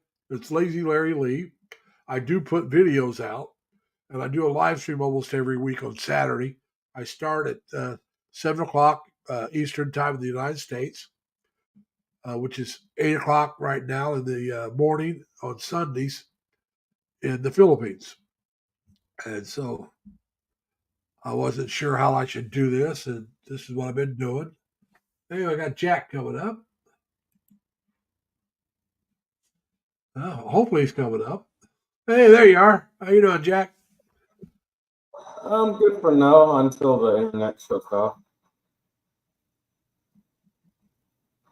Oh no, live is not over yet. I can go for a while without Coke Zero. Yes, it's finished. It's done. But that's okay. I can talk for a little while without something to drink. But I've been watching. Some of you guys will remember this show, Star Trek Voyager. I got a couple episodes left, and then I'll be done with rewatching the whole series. It's like 7 years, and I got 1 or 2 episodes left, and that's it. So I'm almost done with it. Which I was hoping to get done before the other shows start. I started watching because nothing new on, outside of Reacher and NCIS Australia, or Sydney, excuse me, NCIS Sydney. And that's the only 2 shows I watch right now. They just started back up with a couple others. And so we'll get caught up with them and get going here pretty soon. But I thought with that writer's strike and then the actor's strike, there just wasn't much else to do. So I started watching reruns of shows I hadn't watched in a long time. And so that's where I'm at now. Hey, Melanie, how you doing? Welcome. And so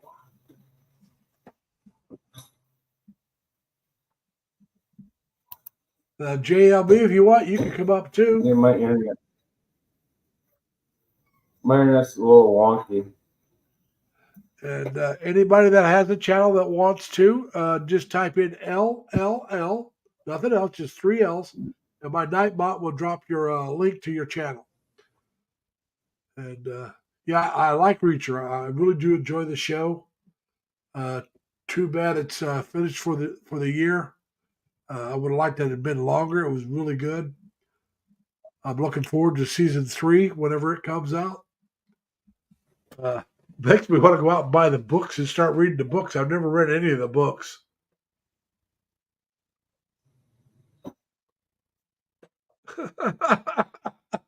All right, Mike.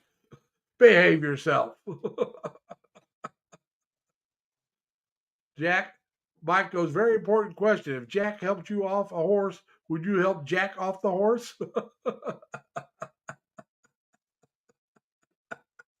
Oh, Oh, they. I'm drinking water right now. What? No beer? Good for you. I got a beer, but Well, you I gotta just have got water done once in a having while. like a double breakfast at my aunt's house. Like I said, Reacher could go as long as they want right now. I mean, each one's based on one book. I don't know how many books there are. There's quite a few books from my understanding. But if they're all as good as the first 2, I'm in for the long haul. As long as they want to make the Reacher series, I'm watching. I really enjoy that show. Yeah, I understand, Mike. It is a very old joke. It's still funny though. Some of the old jokes are still good. You want to hear a dirty joke? Jack fell down in the mud pile. You want to hear a dirty joke? He got up and fell down again. Oh boy. That's a dirty joke from your childhood. Melanie just said hi to you, Jack. But yeah. Hello.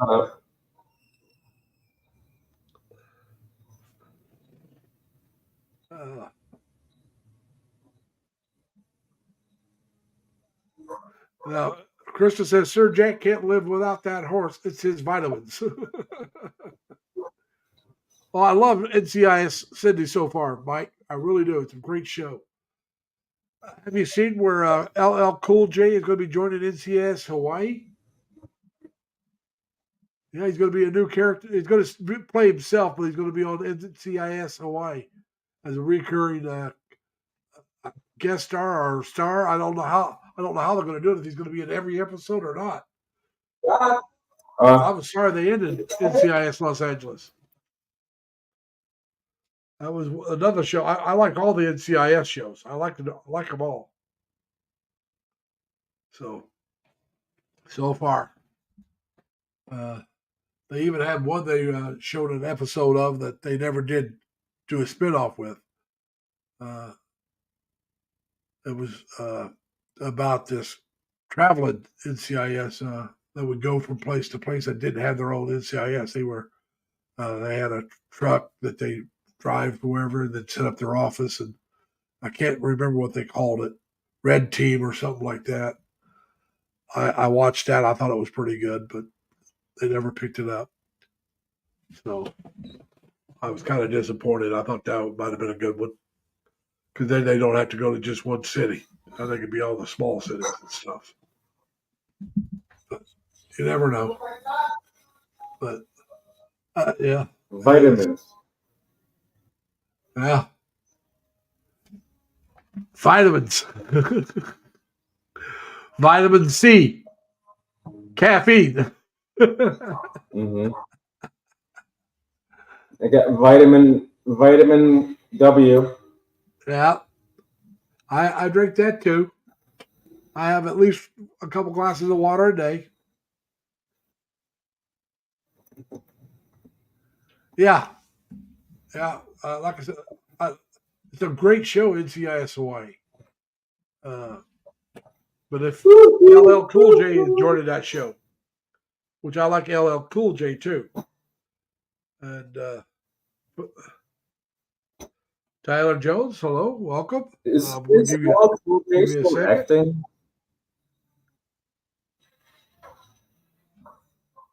We'll give you a jacket. Now, Tyler, if you have a channel that you want to advertise, just type in LLL, and my Nightbot will drop your link.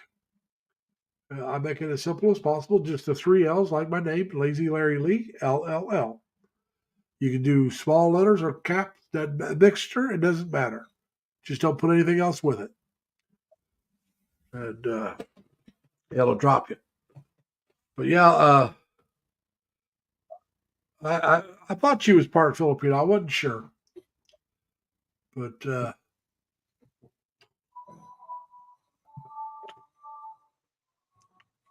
it's a very good show. NCIS Hawaii.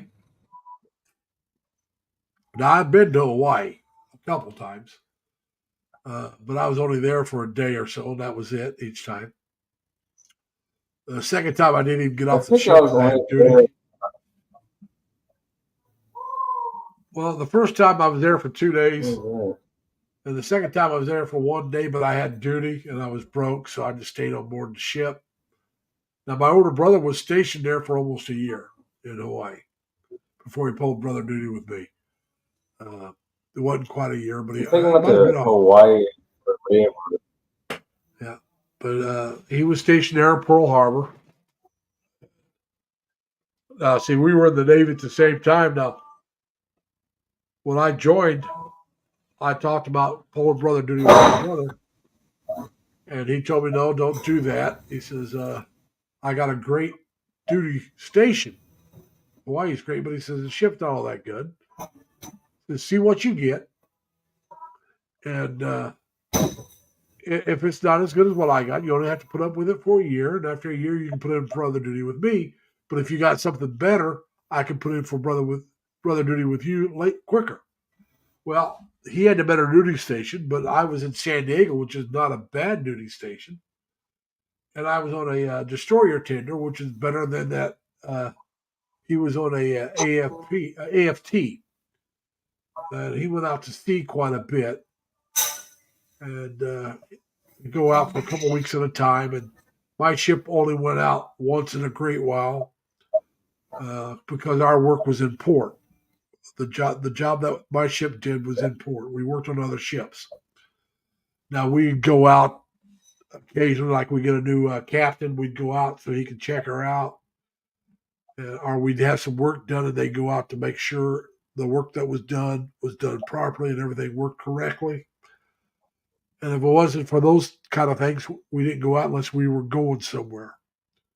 Like we were going to the Philippines, or actually each time we left the first, we would go to Japan. Then from Japan to Taiwan or the Philippines or somewhere else. My first Westpac, I didn't go to the Philippines except on the way back. We pulled in. We was only there for one day. I was highly disappointed because I couldn't get off the ship. We was at Subic Bay. It was gorgeous. You looked out there with gorgeous green island, beautiful water, and I'm stuck on board ship because we're only going to be there for 4 hours. Like I said, I worked with a lot of Filipinos that was in my division. About 1/3 of my division were Filipinos. And like I said, I got along with them great. They were great people. The younger guys that were closer to my age was a lot of fun to hang out with on ship, and occasionally off ship. We'd run around a little bit. The older guys I got along with well, especially when I went to shore duty. They'd have me over to their house for parties and stuff. But my second Westpac, we went to Japan first, and then we went to the Philippines. It was there for almost 3 months. So I spent a lot of time in the Philippines second time. No, I haven't seen the new unmanned ships there, Mike. I'm not crazy about unmanned ships. Just like unmanned planes, I think they got a spot, but they can't replace the crew of a plane or of a ship. In certain situations, I prefer to have them manned. But you got to do with what they do.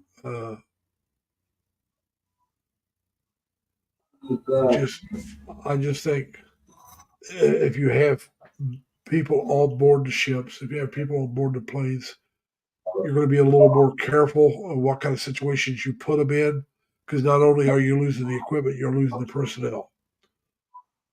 And so I think in certain situations, it's best to have people on there, so the higher ups will maybe be a little more careful in what they order the ships to do or the planes to do. Because you really don't want to put people in harm's way unless you really have to. At least that's my point of view. I'm pro-military all the way. Always have been, always will be. But that doesn't mean I'm pro-war. I'm just pro-military. I'm pro being prepared to protect your country, yourself, and everything else. I really think it's important to be able to do those things, but I also think it's important to show restraint. Like I said, I was in during Vietnam. I was lucky enough to never was in Nam. My older brother was in Nam, but I wasn't. When I was overseas while Nam was going on, my ship was getting ready to go over to Nam, and they canceled our orders because of the Paris peace talks. And so the Paris peace talks in 72, 73 kept my ship from going because there was not another ship like us that we could have replaced.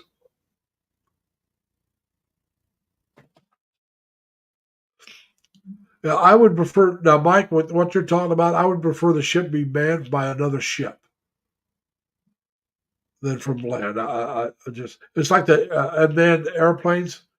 They can do them the same way, and I prefer they be manned by planes themselves because they're that way. The personnel that's involved with controlling of the ship or the airplane is more involved and a lot more closer to the situation. And the action that will happen will affect them a little more than the person on land. So I think they'd be a little more, I would hope they'd be a little more careful or a little more judicious with the way they handle the situation.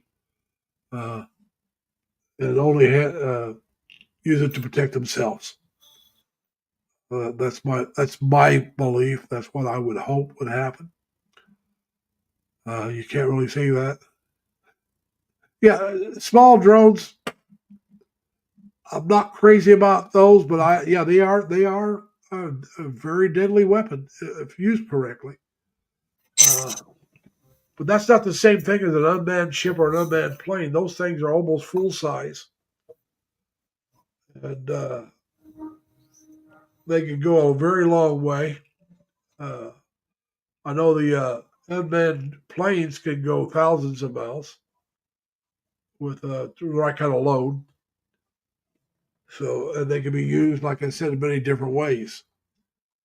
Where a drone can go maybe a couple hundred miles, and they can be used in a few different ways, and they're a lot cheaper. The military drones are a lot more than the drones that we get. They cost a lot more than the kind of drones we can get, but they're a lot more sophisticated too, and they can do a lot more stuff. Uh, Maybe some of our more expensive ones can be recalibrated or reconfigured to do some of the things the military ones do, but it would cost you somebody to do that. You'd have to have the expertise to do it. So, but like I said, I am not a warmonger. I am a pro-military person, but I I like to use the military as a last resort to keep people safe. Who was it? Theodore Roosevelt had the Great White Fleet. I don't know if y'all remember the Great White Fleet from your history books. You might not, Mike, because being up in Canada, you may not have studied it. That sounds a little racist. Yeah. Well, the reason why it's called the Great White Fleet, all the ships were painted white, and it took them 2 years. They circumvent or went around the globe and stopped it. I forget how many hundred, over 100 countries, and it was a full fleet. And almost everybody in the fleet were single. They were picked. They were picked to be single. I can't say they all were single. Some of them might have been married, but they tried not to have any married man if they can avoid it, because they were going to be gone for 2 years or more. So they didn't want any married men, and they did. They went around the world and stopped in all these different ports of call, and it was to show the strength of the military, of the Navy. It was done as a deterrent, so that other countries could just see how big this fleet was and how many people there were, and they could, to let them know this is not the only fleet we got. We got more than one. We got more than two of these that are not here. There was aircraft carriers and all. If they had aircraft carriers back, I'm not even sure if they did, but it was battleships and destroyers and light cruisers and all the support ships and everything. And for 2 years they sailed around the world, went from port to port, and just to show the strength of the Navy, to hopefully deter people from wanting to fight. And because for those of you that know U.S. history about presidents, Theodore Roosevelt was the one that always said, "Speak softly and carry a big stick." In other words, you know, don't look for trouble, but make sure people knew that if it came, you were going to dish out some whole lot of pain. That's why the big stick was there. And that's what the Great White Fleet was. It was his big stick. It was to show everybody, if you want to fight us, you're welcome to do it, but you're going to be hurting for certain. We're going to put a hurting on you. Now, he wasn't looking for a fight. He was looking to avoid fights. That's why he sent them around the world. And I believe in that. Trying to prevent trouble. And it's but you got to support your allies, such as the Philippines, Japan, South Korea. These are our allies. Canada, England, Australia, New Zealand. All these countries are our allies, and we got to support them. But you don't want to have to fight unless you have to, because people die, and that's not something you should look forward to. Because even people dying on the other side is wrong. But as General George Patton once said, no man ever won a war By dying for his country, he won the war by making the other son of a bitch die for his. So in other words, you want more of them to die than yours. So it's not something. It's not something to be glorified. It's not something to be heroic. It's something to be avoided if possible. But I can't remember who said this, but he said, "I'd rather die on my feet than live on my knees. I'll stand. I'll stand for the flag, and I'll kneel for God." It's another saying, and I agree with that. I mean, I'm not kneeling down and giving in and saying, "Oh, well, you can do whatever you want. Just leave me be. Let me have peace. I'll be enslaved by you." No, I'd rather die fighting than live as a slave, or however you want to put it. Live under the control of the government where I can't do anything without their permission, or I can't go anywhere. I can't. No, I want to live free, and I want that freedom. And so, what is it? One says, the person who gives up his freedom for safety has neither. I'm trying to remember who said that. Might have that was from way back. That might have been back in the revolutionary time period here in the States. Patrick Henry, when they were getting ready to hang him, he told him, I regret, but I only have one life to give for my country. And he's also the one that said, give me liberty or give me death. And a lot of Americans, especially in the central part of the country, believe that. We're getting in too deep here. Let's get on this different subject, people. Hey, Mike, I hope I'm not too late, but I have a good chat with your wife. Tell her hi from the chat. So take care now. I may be a little late telling you that. I'm sorry about that if I am. But so anyway, like I said, these are things that, that went through my mind when I joined the military. Like I said, NOM was going on. It wasn't that I was for NOM. I really wasn't, but I was for the military. And my whole life, I wanted to go in the military. I would change my mind on which branch I wanted to go into at different times, whether it would be the Army, the Marine Corps, the Air Force, the Navy. And I finally made up my mind on the Navy because I was thinking Marine Corps. I really was. And I knew these three former Marines. They prefer former. And all of them had been in Vietnam, every one of them. And all of them told me the same thing. They were proud they did it, but wouldn't want to do it again. And now a family friend who was in the Navy, who was a heavy equipment operator, had also been in Vietnam. He'd been in many firefights. Whenever a Marine would start to give him a hard time, they'd ask him what his job was. He'd tell them he was a heavy equipment operator, and they'd all shut up because they knew he'd been in as many firefights as they'd been in. The firefight is gun battles, all right? That's a firefight. And he said he was proud he did it and would do it again. And so I got to thinking, do I want to do something I'm proud of and not do again? Or do I want to do something I'm proud of and wouldn't do it again?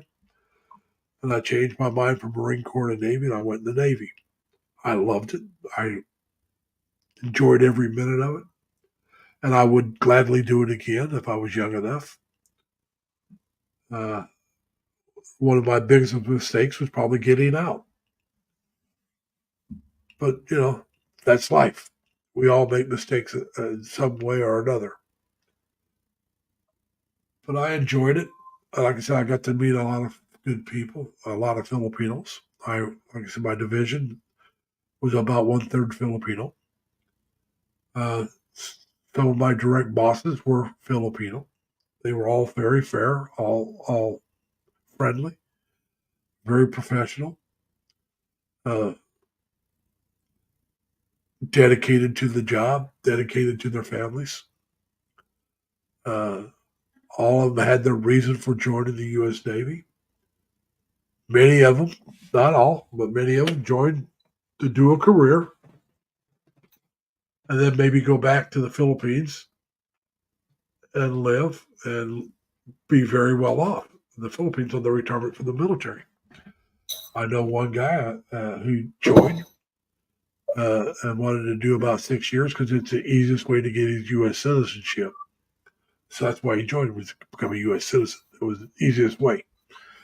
He had some relatives that helped him get in the Navy, the military from the Philippines. So that's how a lot of them got in. And that his goal was to become a U.S. citizen and then get out and get a job in the States. He was still working towards that goal when the last time I saw him. So I don't know if he got out or if he decided to stay in. Like I said, if you could take the structure, which I could, it's a very good job, I think. If you like to travel, which I love to travel. So I got to go to the Philippines. I got to go to Japan. I got to go to Taiwan, to Hong Kong.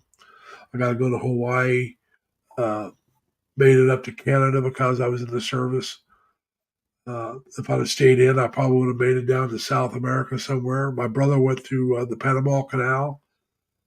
He became a shellback. If I'd have stayed on my second ship instead of getting off, I would have made it to Australia, which would have made me a shellback then. So I kind of regret I got off my second shift when I did. It would have been a lot of fun to go because I would have loved to see Australia. I may never see Australia. Oh, But you stayed up, Mike. Mike left. Stunner. Mike went to have a video chat with his wife. That's why. Aswa, however you pronounce it, Aswa. So, yeah, he left. Tim said he thought he was wrong once, but it turns out he was mistaken. So that means you were wrong once.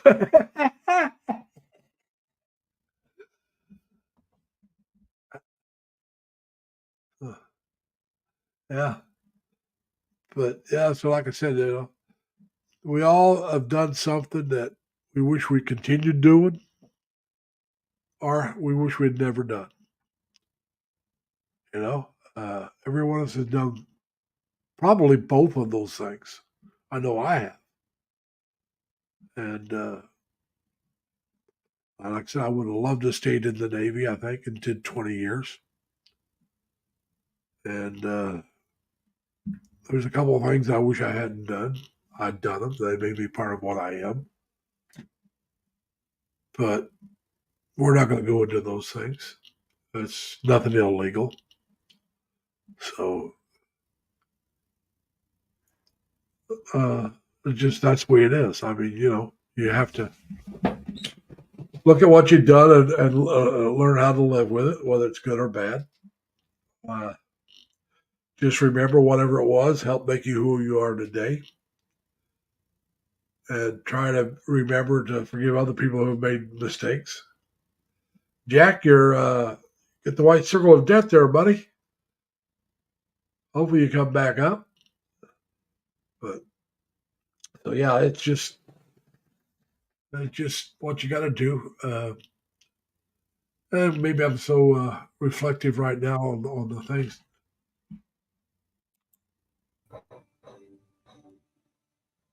Huh. All right. You're back. Yeah, you had the white circle of death there for a little bit. Yeah. Yeah. And then it looked like you came back up. Get my chainsaw out. My internet sucks. Yeah. And so if I drop off again, I'll just stay up. And plus, it's hot as hell down here because my fan's upstairs in my bedroom. Well, I'm in my bedroom right now.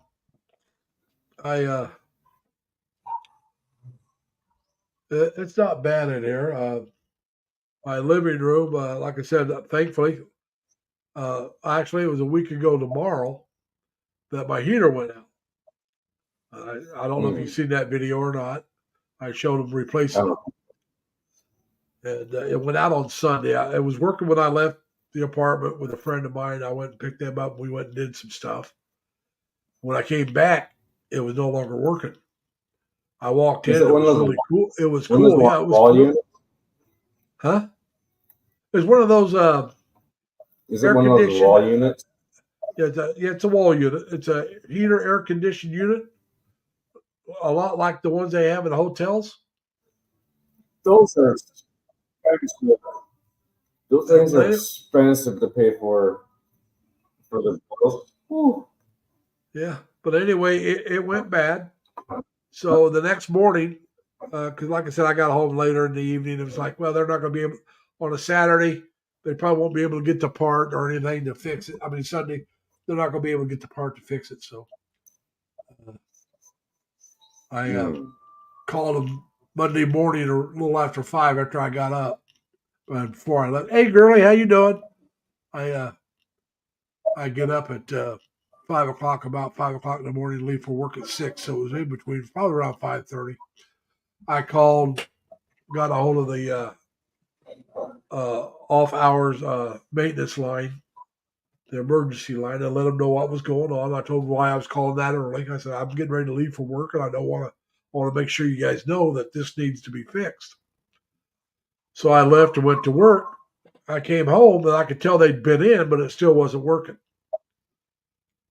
And so I called them up, and that's what was going on. And they said, well, we'll get a hold of the people, make sure they know. And they came back in later with a brand new unit.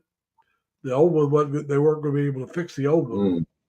So they took, and it didn't take them long once they decided to replace it.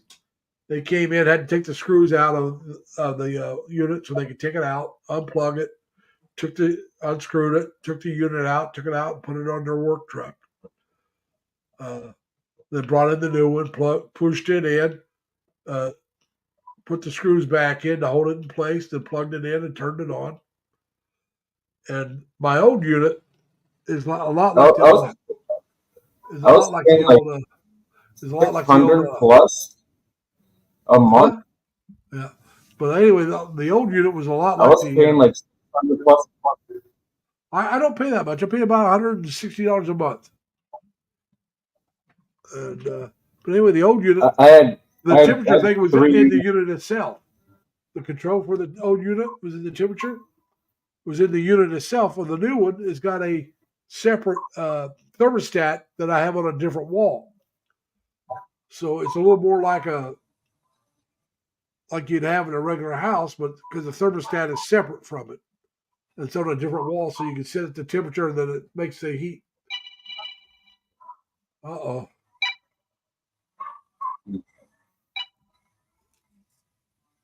Yeah, well, Mark.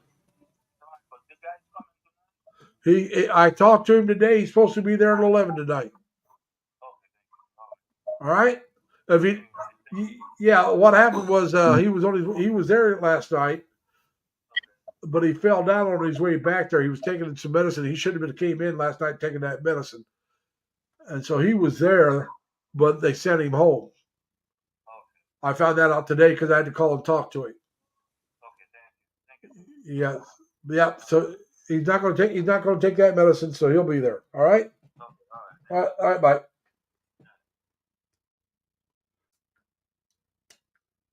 All right, everyone. I'm sorry about that. That was work. I happen to be the supervisor of my post that I work at. I'm the boss, and that's one of my guys that called last night. One of my people was supposed to be there last night. Got to work, and he was taking a medication which affected the way his equilibrium, and he fell down because of it. And it's a medicine that he shouldn't come into work if you're taking, because it's considered being under the influence. So he was sent home, but we won't go over who it was or what it was all about. And so this gentleman stayed over 4 hours last night, and somebody else had to cover the other half. He was calling to make sure the guy's going to be in tonight, because he's getting ready to start his weekend. So sorry about that. I had to take that phone call. I probably should have muted it, but that's what that was about. And so, like I said, I'm just a supervisor. So if somebody calls off sick or something happens, I'm the one they got called. I'm the one that's going to make sure it's covered. So yeah, I make a little extra money over the other guys, but that's all right. Last night I got a call. I was in bed. It was after 11 o'clock at night. A lot of you know I go to bed around 9:30 on the days I work. I didn't get to bed last night till about 10, so I get a call a little after 11. And it took me a while to get back to sleep afterwards. But that's okay. Hey, Rona. Tim, you take care, man. And so that's what that was all about. You have a good night there, Tim. Good day, because it's still daytime over there. It's only going on 10 o'clock over there in the morning. So you enjoy yourself. Take care. Enjoy. And at 32 Celsius, a whole lot better than what it is here. Okay.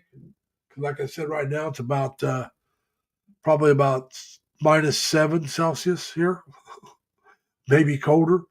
The high tomorrow is going to be like -6 Celsius. All right, folks. I mean, that's cold. Let me tell you, that's cold. It's about 24 degrees Fahrenheit, maybe a little colder for the high tomorrow. And I do have to get out and do some things outside tomorrow. Well, I have to go outside a few times to get some things done. I'm going to have to do my laundry tomorrow. I'll have to go shopping tomorrow, some stuff like that. But that's part of living in the United States and certain parts of the country where it gets cold like this. You have to learn to deal with it. And like I said, it is a very good reason to go somewhere else. I hate the cold. As you heard me, if you were here when I was talking with Robert, I hate the ice even more. Like you, I don't get a lot of ice in this area except for when the snow melts and you get some ice. That's bad. But I hate snow. I hate the ice, and I hate the cold. And where I live right now, I get all three of those things during the winter. And not a, it's. I like the people that I associate with here. I like being closer. I'm close enough that I can go see my oldest sister on my days off when the weather's nice. I can go see her and her family whenever I want. Well, like I said, when the weather's nice. And even during the winter, if I know that the 2 days are going to be good weather. In other words, it could be cold, but there's not going to be any snow. I can pop up and see her and her family, which I do occasionally. Matter of fact, last year, remember, if you've seen the videos on the pancake place, the Maple Syrup Inn, Cartwright Maple Syrup Inn, that was during the winter. That was in March, I believe. And so I wanted to go up early, but every time I wanted to go up, it snowed, so I couldn't go until I finally went. Because they kept calling for snow during those time frames, so I couldn't go on my days off. And may try to go up again this year. I do like going to that restaurant and eating. But who knows? I don't know if I'll make it up there this year or not. So we'll try to make it up there. And I'm sorry to see that Jack went out. I guess his internet dropped out or something happened and he had to go. Maybe he felt uncomfortable because I took my phone call. I don't know. I hope not. But that was work and I had to take care of it. That's why I'm the boss. That's what I got to do. It's why they pay me more money than the other guys. And so like last night, I was ticked off, not because if the guy didn't show up, because nobody called me about it. And the one guy tried to cover it, which wasn't his job to do. He should have called me and let me know what happened. So I called my boss and I let him know today. I didn't want to call him last night because it was after 11 o'clock at night. I didn't want to call him up because there was nothing he could do about it at that time. So I called him this morning and talked to him about it. He agreed with me that I should have been informed of what happened. I had it taken care of. And then, because like I said, the guy called me and told me, hey, my relief hadn't showed up. And he told me he was willing to stay over 4 hours. And I said, all right, you go ahead and stay over. And I'll come in at 3 and I'll work the last 4 hours. Because I couldn't get anybody else to do it. I called a few people, they couldn't do it. And so I was going to go in. Hey, Charmaine, too, how you doing? And so, anyway, then he calls me back and he tells me, hey, Tom Team, who my contracts, I work at Amazon, but Tom Team is one of the groups at Amazon. That's who I work for. My contract is through them. And he said, Tom Team came in and said they were supposed to be covering this. And I said, no. I said, you tell them if they want, they can relieve you at 3, but you're staying to 3. We're not going to do this. And I said, because they want to come in, I'll let them come in at 3 and I'll just sleep in instead of getting up and coming in. If they want to yell at me about that, so be it. Now, my boss said, no, he was fine with that. But he agreed with me that my guy should stay till 3. And I should have been informed by the people that tried to take care of it. It wasn't their job to do that. It was my job. And it's like, I don't like people trying to do my job because it makes it look like I can't do my job. And no, we're not playing that game. It's my responsibility to make sure that's covered. If you know something happened, give me a call and I'll take care of it. That's my job. That's why they pay me. And I do get paid quite a bit more than the other guys. So let me do my job. Give it, let's don't go playing this other game. And, yeah, I want to earn my money. And I don't want somebody to say, well, we took care of it for you. No, you didn't. Because my people don't work for you. Most of these people don't even have my people's phone numbers. So they don't know who to call to see if they could come in or not. And so that's what I got to do. I got to call the people that work for me and see if they can come in. And if they can, then they go in and they cover it. If they can't, then I call somebody else. Now, I had somebody on vacation, so I couldn't call them at all because they're on vacation. Another guy can't drive at night. He has to be driven in. And so that late at night, he couldn't find somebody to drive him into work. So I didn't even bother calling him because I already know his answer. And another guy says, well, no, he didn't want to go in for just 4 hours. So, like I said, I was going to do it. It was covered. And then they pull the stunt they pulled. And I decided, well, we'll let Tom Team cover it. I'll just go ahead and sleep and I'll talk to my boss. That's what I did. I'm sorry, people. I shouldn't get off on this kind of stuff. It's got nothing to do with this. But like I said, that is part of my life, and I do discuss my life. And so, yeah, that's part of my job is, like I said, if somebody calls out sick or something, I got to make sure their shift is covered. And sometimes I'm the one that covers it. But we try to get it covered without overtime whenever possible. Because if you don't, if you have to use overtime, then that cuts into the company's profit. And, they say, okay, we got to do it, but they prefer not to. So I try to keep the overtime down. That's part of my job. And like I said, I get paid better than I've ever been paid for doing the job that I do. And so I will do my job to the best of my ability. Hey, CBGB.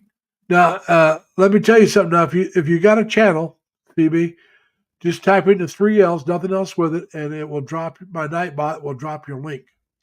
So, if you got a channel, anybody that wants to, just type in 3 L's. My Nightbot will drop your link, and everybody else can check you out if you want.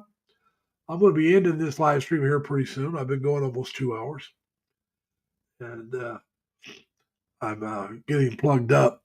I need to blow my nose here pretty soon. I know you don't need to know that, but that's going to tell you that anyway. And I want to thank everybody for coming. If you haven't given me a thumbs up already, if you would, I'd appreciate it. I don't know how many people's been in and out of here already today, but that's all right. Remember, I'll be back next Saturday at the same time as the old Batman show used to say, same bat time, same bat station. And so we'll be back, and we'll do this again. I haven't decided what I'm going to call that chat, but like today was perfect to say it was my mother's birthday because it is. Today, the 20th of January is my mother's 98th birthday. So it's about, if you know Celsius, it's about minus 4 degrees Celsius, maybe colder. I'd have to look here real quick. Yeah, it's colder than 4 degrees.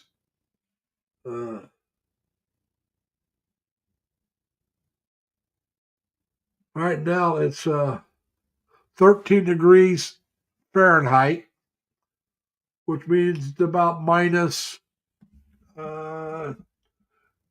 or 9 degrees, about minus 9 degrees Celsius.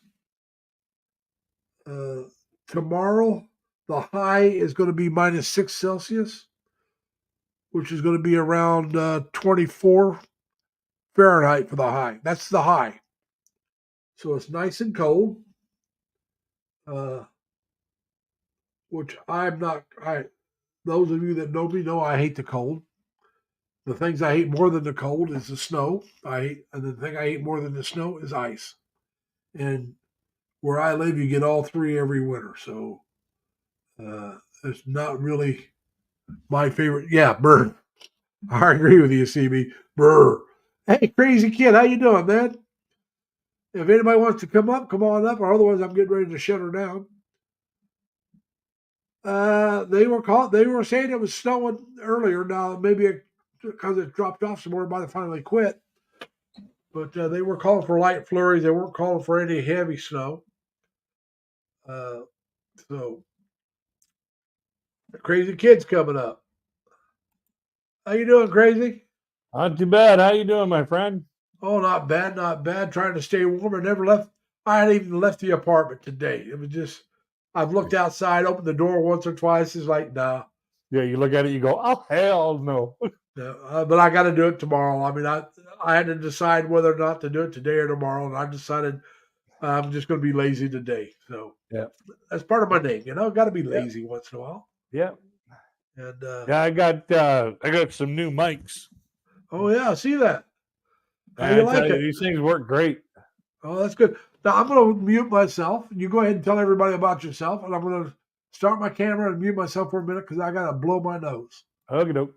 Yeah, my name's Crazy Kid 949.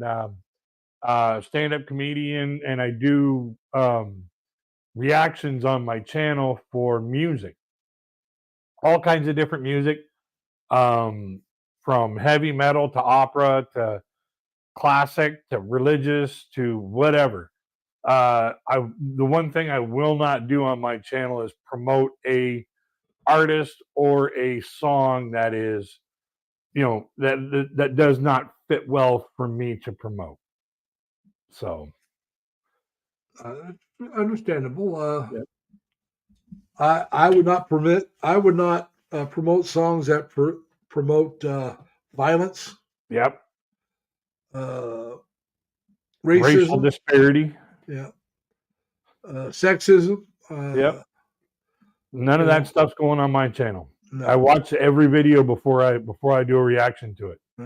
Now, they show violence in this one, but I actually don't think it's promotes it. Let's try that in a small town. Yep. Yeah, I plan on getting to that one there. Even though there was quite the controversy over that song, I believe in the message behind it. And the controversy is overblown. Yeah. The message behind it is that the smaller towns, everybody knows everybody. Everybody is basically what a community is supposed to be. Yeah. And that is being together and weathering the storms together. Yeah. Hey, Aileen. But yeah, Hey, Aileen. One of the things they were saying was that courthouse, I think it was, that he was using. You go to the South, That's almost every courthouse you go to show is going to have some kind of history behind it. Yeah. And the thing about it is with all these groups that are trying to tear down the American history, and they're doing the same thing up here in Canada too. Yeah. But all these groups that are trying to tear down history is like those monuments were Yeah. built to remind us of the stupidity that we had and the triumphs of the people who basically made the society a better way. How you doing, Crystal? How you doing, CB? Whoa. What'd I do? What'd I do? What'd I do? Oh, nothing. A couple more people just made a comment. Uh-oh. I'll hold the fort for you. But yeah, these groups that are tearing down monuments and statues and plaques and destroying things in Canada, United States, basically you're destroying the reminders of why not to be the way we were before those monumentous achievements were made. Yeah. I mean, it's all part of history. Yep. But if you don't remember history, you're doomed to repeat it. That's an old saying. The thing about it is that statement is not only profoundly true, but there's also a piece that they never really mentioned after that. And What's it's something that I learned over the years. Those that it was those who don't remember history are doomed to repeat it. Yet those that continuously bombard us with the past are forcing it to happen again. Okay. Yeah, it's just what really gets me also is that like some of the statues they want to take down, such as Washington, Lincoln, is because Washington owned slaves. Lincoln was prejudiced. Before his time period, he wasn't. You got to, you're taking today's society and trying to put today's morality on the past. Yeah, you can't do that. No. I'm not saying what they did was right. No. But you can't judge what they did solely on today's society. That didn't exist back then. No. One of the things that especially here in the States, the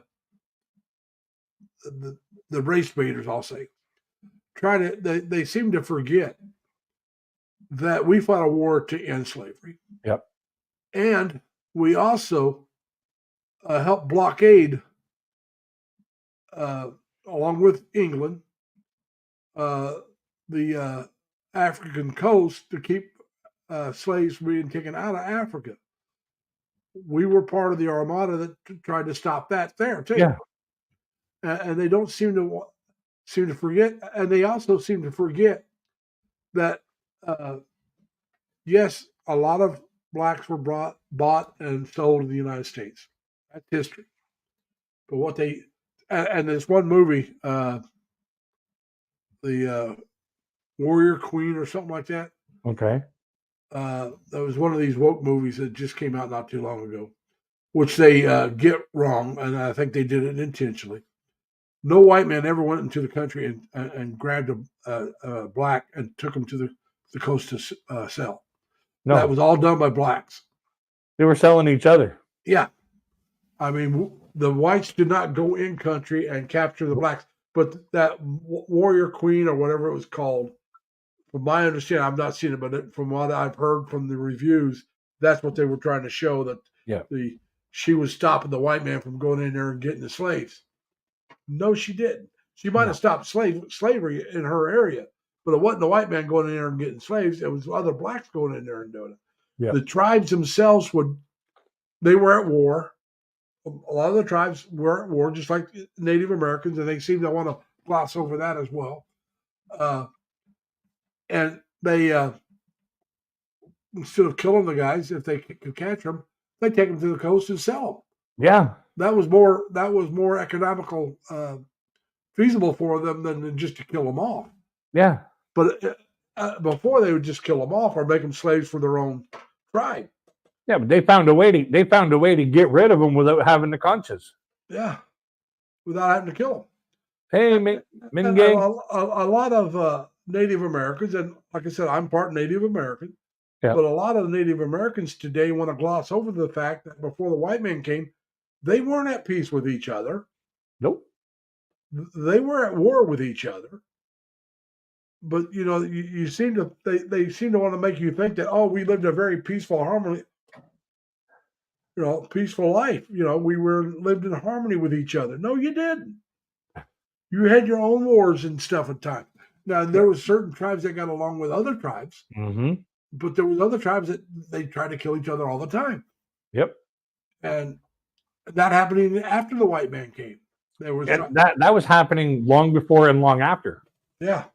And another thing I really love. One thing that the white man brought in was competition for the food. Well, not only that was competition for trade.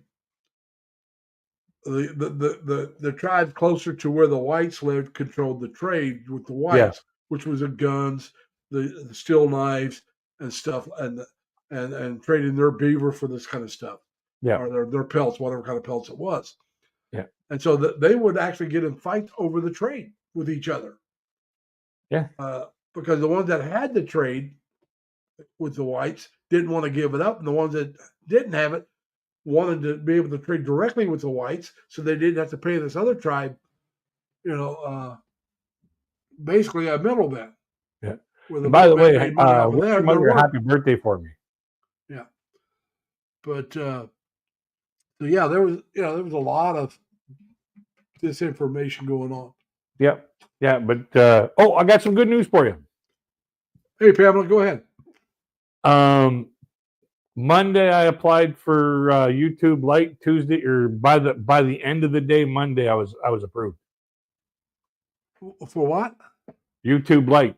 My live streams are now monetized. Okay, cool. And I'm rocking on my way to the 4,000. Well, like I said, I'm still under 800, buddy. Yeah. That's all right with me. I'm just looking at the hours. Like I've got 1,300 and some subscribers. Like I've got more than enough subscribers to get me one qualification. Yeah. I just need the hours. I get they post mine by the month. Okay. If I look at my studio, it's by the month. I got 4.9 thousand views for the month. Yeah. 81 watch hours for the last 28 days, which is low. Now let's see. Let's go in here. Let's see if I can do it by the year. If you go to the Earn tab. No, that's just up there. It just shows me what it is. And it's for the last 28 days. Yeah, but the Earn tab will show you how many hours you have rotating on that day for your 365-day qualification. Yeah. For the last year, which is one of the qualifications, only 3,000 hours. You need what for, right? You should be able to apply for YouTube Lite. No, I don't have enough subscribers. You only need 500. That's all right. I'm still not going to apply for. I'm not worried about getting monetized. But with the YouTube Lite, you also get contact support. You get when you actually do get to 4,000 watch hours. Yeah. They just automatically review your channel, and then it's all of a sudden boom. Yeah. I may do it later on, but right now it just I don't want to deal with it. Like I said, I never started this channel to get monetized and make money. I did it for my own entertainment. I think I've told you before. When I retire, I want something to get myself up off the couch and do something. Yep. I know myself well enough to know that once I retire, if I don't have something I want to do, I'll sit all day and watch TV. Yeah. And that's not good. Nope. And that's another reason why I'm going to work up till about the time I go to the Philippines. Yeah. Because I want to I'll have the nice, decent, well, warm weather at least all year round. There may be days it's too rainy to go out, but if it's not, and that's another reason why I want to go to Cebu at first. I want to live in an area where I can walk to a lot of things. Yeah. Good exercise. Yeah. And guys like you and I that are dealing with the cold every winter, a little bit of rain is like, oh, thank you. I'll take the rain. I'll take the rain over the snow anytime. Anytime. Oh, yeah. Like I said, but there's 3 things I hate about winter, and I'll go in reverse order. The things I hate the least is the cold. You dress up for that. The next thing I hate the least is the snow. The thing I hate the most, ice. Yeah. Oh, yeah. I can put one on the bottom end of that too. The laundry. The laundry is so much heavier in the wintertime than it is in the summertime. Yeah, that's true. But that would be the least. That would be less than the cold. Yeah, but, that leads up to the cold. My laundry is heavier because it is cold. Yeah, because you wear heavier clothing. Yeah, like I'm wearing a sweater right now. I just got a heavier shirt. I don't normally wear a real heavy shirt during the summer, but but I go out on my balcony every now and then to have a cigarette. So, oh yeah, because you go out and have a cigarette. I don't have a balcony. I have a patio. Yeah, and it'll be 25 years since I quit smoking in March. Wow! Right? Congratulations. And March 3rd would be 25 years. Nice. And I can remember when I was a smoker when it was cold like this. And I can remember it being colder than this, when it'd be below 0 Fahrenheit, not Celsius. Fahrenheit would be below 0. I'd go out like 10 below 0 in Fahrenheit, which would probably be 20-some, 30-some below 0 in Celsius. Yeah. And you go out and you light up a cigarette, you take 2 or 3 hits, you're done and you go back in. Yeah. It's just too cold to sit out there and smoke the whole cigarette. Yeah, and if it's blowing if the wind is blowing, it'll actually put the cigarette out. Yeah, but I used to go out. It's like, oh God, and it would be like, 3 or 4 hits. I'm done. That's it. Back inside, and then you take it as long as you could without a cigarette, and go right back out and do the same thing all over again. Hey, Pamela. Hey, Shane.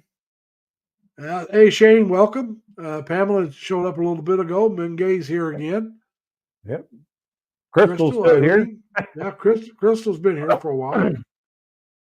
And, but I remember one time I was out at this event with a buddy of mine, and it was cold. Like it must have been like I think United States and Canada had the same temperature. Oh yeah, that happens a lot. Yeah, like I mean, like ours was negative 40 Celsius, and yours was negative 40 Fahrenheit. There's a certain there. I can't remember what temperature it is. There's negative 40. Temperature some down below 0 Fahrenheit. That Celsius and Fahrenheit equals the same. Yeah, it's negative 40. Is it? Yeah. Yeah. And like it was blowing, and it was just like horrible outside. And after this event that we were at, appreciate it. Me and my buddies were going to go out and get the car and bring the car back around for my buddy's wife. And my buddy, like I'm always just like the first thing that comes out of my mouth, I can freaking say it. Well, this one guy, he thought he'd be a smart ass. And he's like, "Oh, it's so cold out here, you freeze your dewey off." And I just looked at him and I said, "George, you know when it's cold when Huey and Louie follow." He had a hard time walking back to the car. I was like, "Dude, you want me to drive home?" No, you know what I used to do during the real cold weather when I was still smoking, and this is back before remote starts. Yeah, I'd go out and start the car up, go back in the house and smoke a cigarette so the car could warm up. I did that. I'm guilty of that too. Man. Even if I was at a friend's house, I'd say, "Hey, I'll be right back." I'd go out, start the car, go back in, have a cigarette, then leave. Yep. Yeah, I'm guilty of that one too. Like, oh yeah. And then, like you don't put the heater on in the car when you're just warming it up. You throw the air conditioner on. Well, if your car starts overheating, you turn your heater on. No, I mean like when you just go, like when you're just going out to start your car up to heat it Yeah. up. You don't Most put of your my air, cars didn't. Most of my cars didn't have air conditioning. Okay. yeah, or even just put it on cold. If you just put it on cold, that's what I did all the time. When I got out of the car, I'd put my my heater on cold. I always had mine on heat. I go And out then- there to be warm, and Yeah, but when I start the car up, okay, all I want is that airflow. So this way here, the inside of the windows don't fog up when I get in. well, like I said, I would let my windows wouldn't fog up because mine would be warm by the time I got out there. They'd already be cleared off. Because like I said, Yeah. I'd go back in and bullshit with the people, whoever I'm talking to, and have a cigarette, and Yeah. then leave and all that. But now I got remote start, so Yeah. if it's bad, I'll start the car about 10 minutes or so before I leave, and it turns the defrost on for me and all that good happy stuff. And Yep. and, Yeah. When I had my 78 Monte Carlo, I'd go outside and I'd fire the car up and I'd come back inside, but I'd put the car not on heat. I'd put it on cold. I put mine on heat because it comes out cold until the car warms up anyway. And Yeah. then when it warms up, you just let it run for a few more minutes, and it clears off the windows and stuff. So, and I got the rear view mirrors where the outside are defrosted and the back window defrosted and all that. So it just defrosts everything. And Yeah, you And, see, around here, because I'm surrounded by the Great Lakes, there's so much more humidity here. That gets inside the car, and you just want to blow that shit out. oh yeah, and no, Crystal, I'm lucky enough that I live in an apartment, and here in the States, when you live in an apartment, the apartment complex is responsible for clearing the snow. The only Yeah. thing I have to do is if it snows, I have to clean my car off. Yeah, But they shovel the snow, they plow the driveways and all that stuff. That's their responsibility. That's one of the things you pay for. Hey, Irene, how you doing? And thank you, Irene. how you doing, Irene? And Yeah, the only thing I got to do here, I don't have a car. The only thing I got to do is just sweep off my balcony. when I came here to move into this apartment complex, they had an upstairs and a downstairs apartment. I really liked the balcony. I really did. But I'm getting to the age where I really don't want to run up and down the stairs all the time. Yeah. Yeah. And I was planning on moving myself. So it was like, I really don't want to carry this. Because I didn't have my couch and recliner at that time. Yeah. And so about my bed and all that other stuff, I was going to have to carry up the stairs. And it's like, no, I'll take the downstairs apartment. And I'm glad I did. I've since, like I said, I got the recliner, which it's so heavy. It's a electrical recliner. Yeah, those ones are hard to take apart. Oh, well, they're also very hard to move by yourself. Mm-hmm. And I got a sleeper sofa, which is also very heavy. Yep. And I'm going to tell you the truth. I probably just should have got a regular sofa instead of the sleeper sofa. But yes, Irene. She said hello to you. Hello. I think you might have Yeah. Hello, Irene. How you doing? says hello to Sir Larry's guest. So she wanted to make sure she said hello to you. Yep. Irene's very sweet. All the one thing about the Filipinos that come in here, they're all very sweet. They're all very kind. The guys are all polite. Absolutely. All the people from the Philippines that I've ever talked to. But I'm just talking about everybody, even the guys from the States. They're all very polite. Yep. They're all very cordial to each other. Yep. Which is what I like. Yep. Like I say, you don't have to like each other, but you need to be kind to each other. Yep. Because not everybody likes You need to everybody. be polite. Yeah. I mean, not everyone's going to like each other. I mean, there's going to be people you don't like for whatever reason. Sometimes your personalities just clash, you know. Yep. But that's no reason to be, a-ho about it. Yeah. You know? I get that too, because I know with my inability to hold back some of the things that come to my mind, Yeah. that my sense of humor can rub some people the wrong way. Yeah. But And- you would probably have a hard time in the Philippines with your sense of humor. I don't think so. I think so. They don't get sarcasm too well. They may not get sarcasm, but a lot of the things that come off on like from me are like just reaction. Just somebody do something, just instant bang. Yeah. And depending on who I'm with, like if I'm with somebody who speaks fluent English and understands, has an understanding of Western culture, Yeah. as soon as people see that other person start laughing at what I'm doing, everybody else will loosen right up. Yeah. Well, somebody like the Filipino P.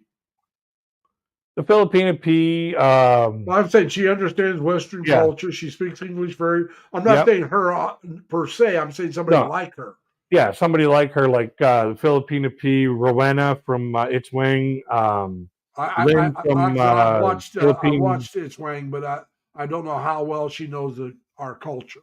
Oh, she knows our culture quite well. Not quite as well as the Filipina P, Yeah. but as more of her subscribers introduce her to some of the mentality. The nuances of our. Yeah, she's been learning quite a lot about it. Another one is Simple Life Simple Life in the Philippines with Lynn. Okay. She's another one that's really starting to really learn more about Western society, and she's starting to get my humor a little bit. Yeah. So there's some, and another one is you probably know him, Ding Lellis. Who? Ding Lellis. No. He's from Manila. And I've not followed too many vloggers in Manila. Oh, he's fun. He's a lot of fun. He's a good supporter. He's a good guy. Yeah. Deborah, we would say Deborah, but Deborah is the way she pronounces it. Yeah. All right. Hello, Bruce. She's in Manila. I watched some of her stuff. Yep. But hello, Bruce. Yeah. But I follow a bunch of Filipino vloggers from the Philippines. Yeah, and even I do too. I do too. I follow and Sammy, the more that they get, Sammy. yeah, the more that they get in, listening to our ways and cultures and stuff like that, the more that they kind of open up a little bit and he's just joking, Irene says she's working. I just caught that. I didn't see that. She said that earlier. I just now noticed it. Yeah. And yeah, but it's like I think my sense of humor, like I don't think they'd be quite ready for someone to have a nonstop sense of humor like mine. Yeah. But a sense of humor and all. Anna, how you doing, Anna? But like I said earlier, if any of you haven't given me a thumbs up, if you would, I appreciate it. Oh yeah, you got to make sure. The more thumbs up, the better. Yeah, every single thumb up that you give a creator on their content or their live stream sends it out to 7 more people who would not get that notification normally. Yeah, but it's a good way to get the message out and get the, Well, like I said, last time I looked, which was earlier today, I have 727 subscribers. Which I'm going to tell you the truth, I never knew if I'd get that high or not. Like I said, I didn't start this to. And Anna says hi to you too, Crazy. Yep. Yeah, I said hi. All right, but I didn't start this to get monetized. I started this for something to do to see if I like it. Yep. Lazy with crazy, nice combo. Yeah. Thank you, Anna. Thank you. The names do kind of go together. Yeah, hey, we've been friends ever since we met. Like it's been one of those things where it's like, hey, buddy, how's it going? Was that through Jasmine? Jasmine? Was that through Sammy? I met you through Gismar. That's what I was thinking was Gismar. I haven't seen her anything of hers for a while, so She moved back to the Philippines temporarily. She's going to be going back to Thailand soon until probably around August, September, and then back to the Philippines again. she's going She back had a and forth. little problem with her cell phone. That's why we haven't seen too much of her on online. She hadn't posted so long. I might have took her off because she hadn't done it for so long. I'd have to look. Yeah, I got so many people I'm trying to follow. It's it's tough. It's tough. Oh yeah, I got so many people I'm trying to follow at the same time, but I'm still trying to make a video every day. I'm not doing what I try to do 2 videos, whether are shorts, either one, a week, and then the live stream. That's all I'm trying to do right now. Yeah. Yeah. Last time I dropped shorts, I became single. Huh? The last time I dropped shorts, I became single. Last time I actually dropped a short, they divorced me. I've never been married. I just sounded good. But I've never been married, so I've always been single. Yeah, I've never been married either. Yeah, but never been married. No kids that I know of. That's a fact. I'm still waiting for that knock on the door. Are you my daddy? Who knows? A DNA test will prove it. They'd have to be a little bit older than to say, "Are you my daddy? Are you my dad?" Yeah, are you my granddaddy? They'd be either in their 30s or their 40s. Let's put it that way. You know? Try 40s at least. Well, for me, I'm saying for me, try 40s. They'd be approaching their 40s if it was me. They'd be approaching 50 if it was me. Not there yet, but they'd be approaching it. Yeah, they'd be scratching on the door. Remember, I'm a tad bit older than you. Yeah. I started really young. Yeah, hey Bruce, I agree with you. He probably is. Bruce, if I am your dad, I'd really like to know who your mom was.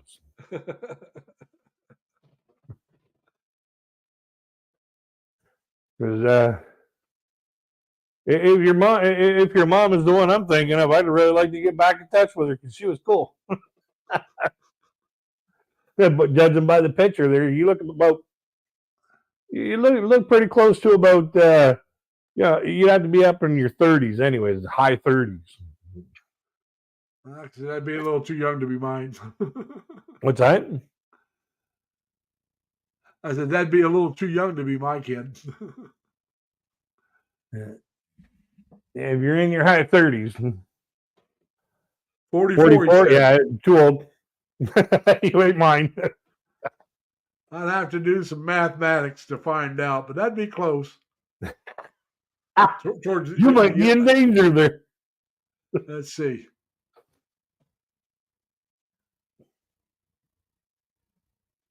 Yeah, that'd be close.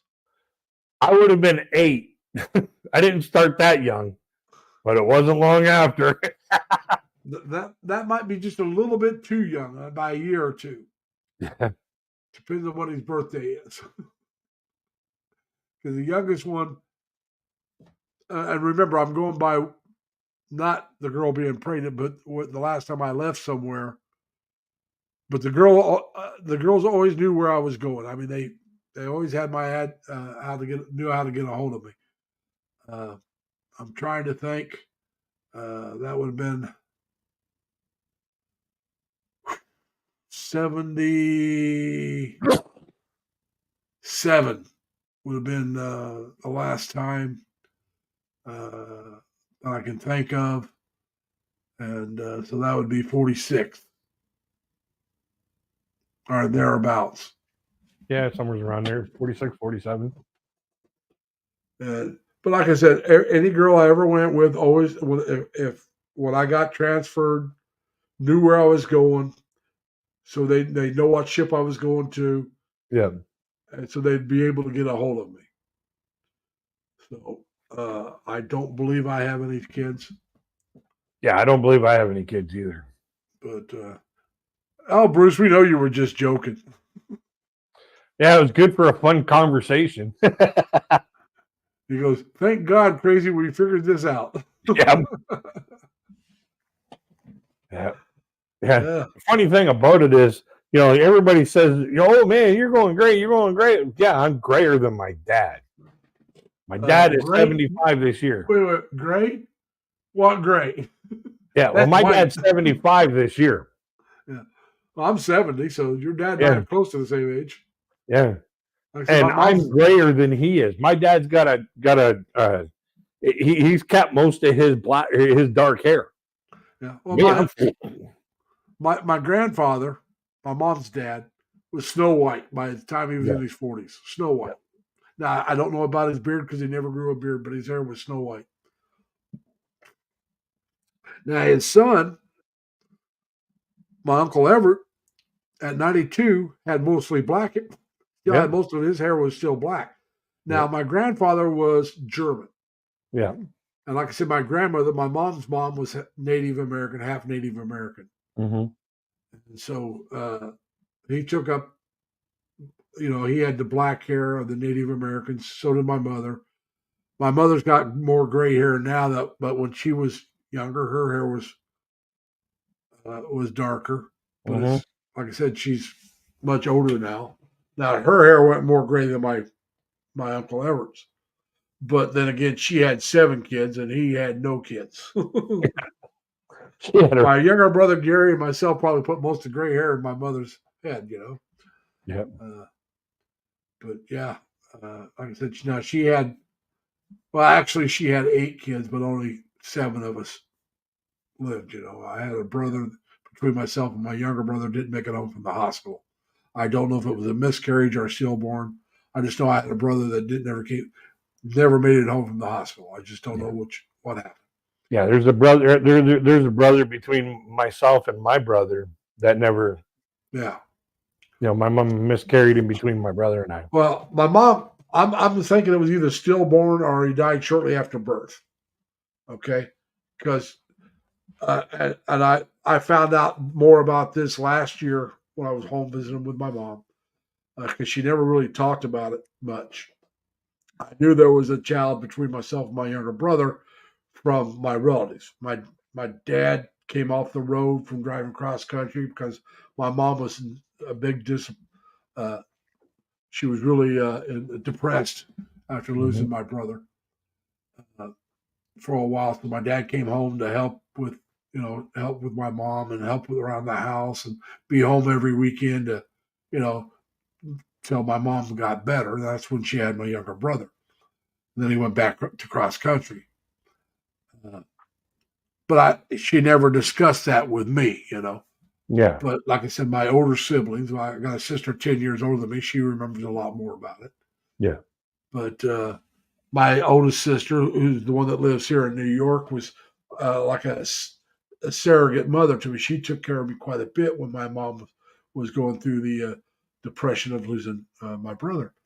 So she really, changed my diapers and did all that good stuff, really did take care of me quite a bit. She was like a mother to me. And then, like I said, my dad was home a lot more, and until my younger brother was born, and then he went back to cross country driving.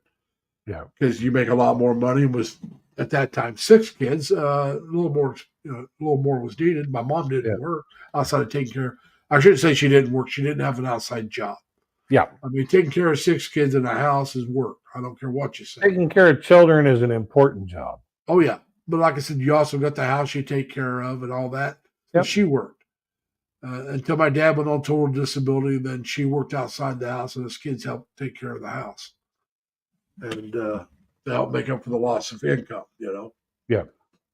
And so, like I said, when I was home this last time, my mom talked a little more open about losing. And from my understanding, my brother was never given a name because he never made it home. If he did, she never mentioned it. That's why I'm thinking it was probably stillborn. Yeah. And she happened to mention that, that he never made it home, and a lot of the family was disappointed because they were so looking forward to meeting my brother, but he never made it home. And Yeah. and she was in one of those reflective moods, which Yeah. I guess with age you get.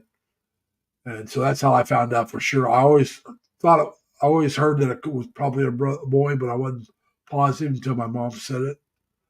And so there would have been 4 boys and 4 girls in my family. It would have been 3 girls, 4 boys, and a girl. Is the way we would have been, the birth Yeah. order. And so And I see, got, with my mom, it was my mom.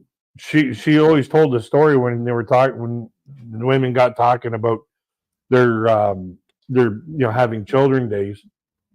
My mom would always say she got pregnant 3 times in 2 years and Whoa. miscarried one in between. yeah. Well, there's 18 years difference between the oldest and the youngest in my family. It's lacking like 16 or 17 days being 18 years. Hang on a second, I'll tell you.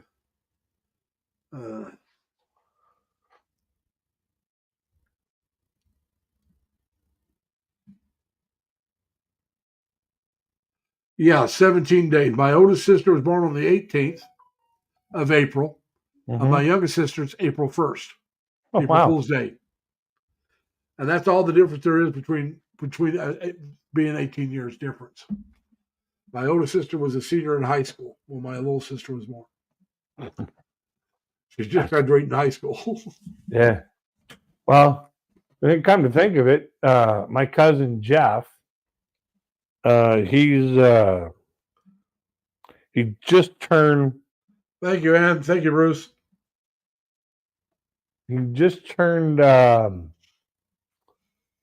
on the 29th or 27th of December. I think he just turned 50.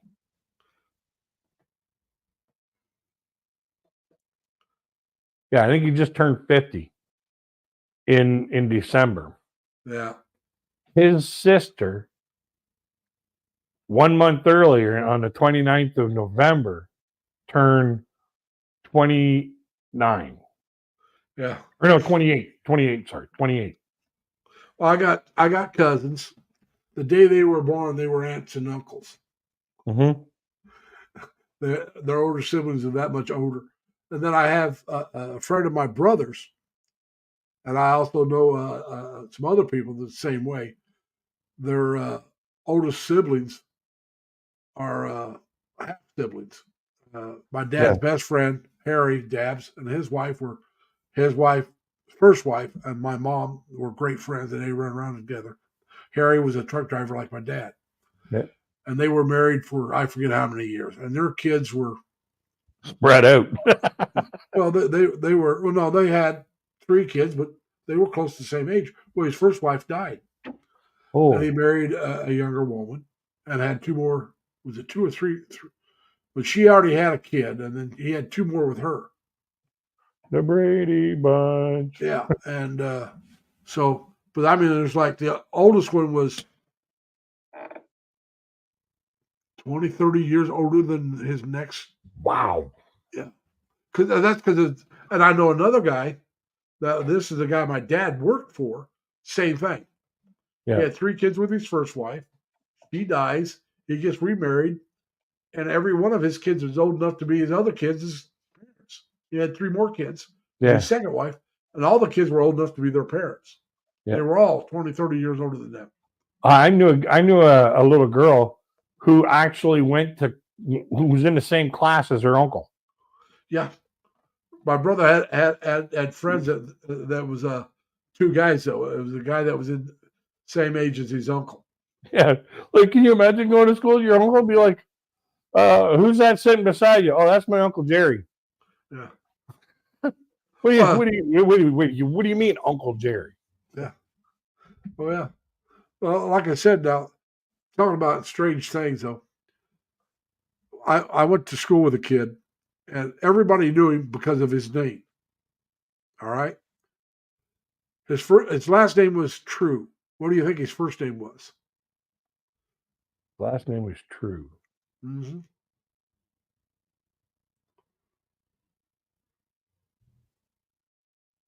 His brother's name was Bobby. All right. But his name was nowhere near as common as that. Try Count. Count? Count. Count. Count True. Like, go ahead, Okay. count true now. Be true about your count. Yeah. Everybody knew Count True Huh. because of his name. Yeah. We went to school together. We were graduated together.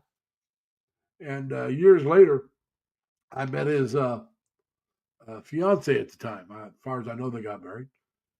And I was talking with her, and I happened to mention what high school I graduated from, and what year. And she goes, "Oh, you know my fiance." And I'm thinking, it's a class. My class was about 700 kids. What's the possibility of me actually knowing her fiance? And she goes, I said, "Well, what's his name?" And she goes, "Count True." I said, everybody knew Count. Even if they didn't know, they knew who he was. Everybody knew Count. They heard of him. Oh, yeah. Well, everybody knew who he was because, there's Count True. I mean, Yeah. So you may not know him, but you knew who he was and you knew what Yeah. he looked like. You heard of him. Oh, no, you knew who he was. Because, like I said, everybody would point him out. That's Count True. Yeah. Can you imagine? Like you tell a girl, "Oh, my name's Count." Oh, really now? Count of what? But,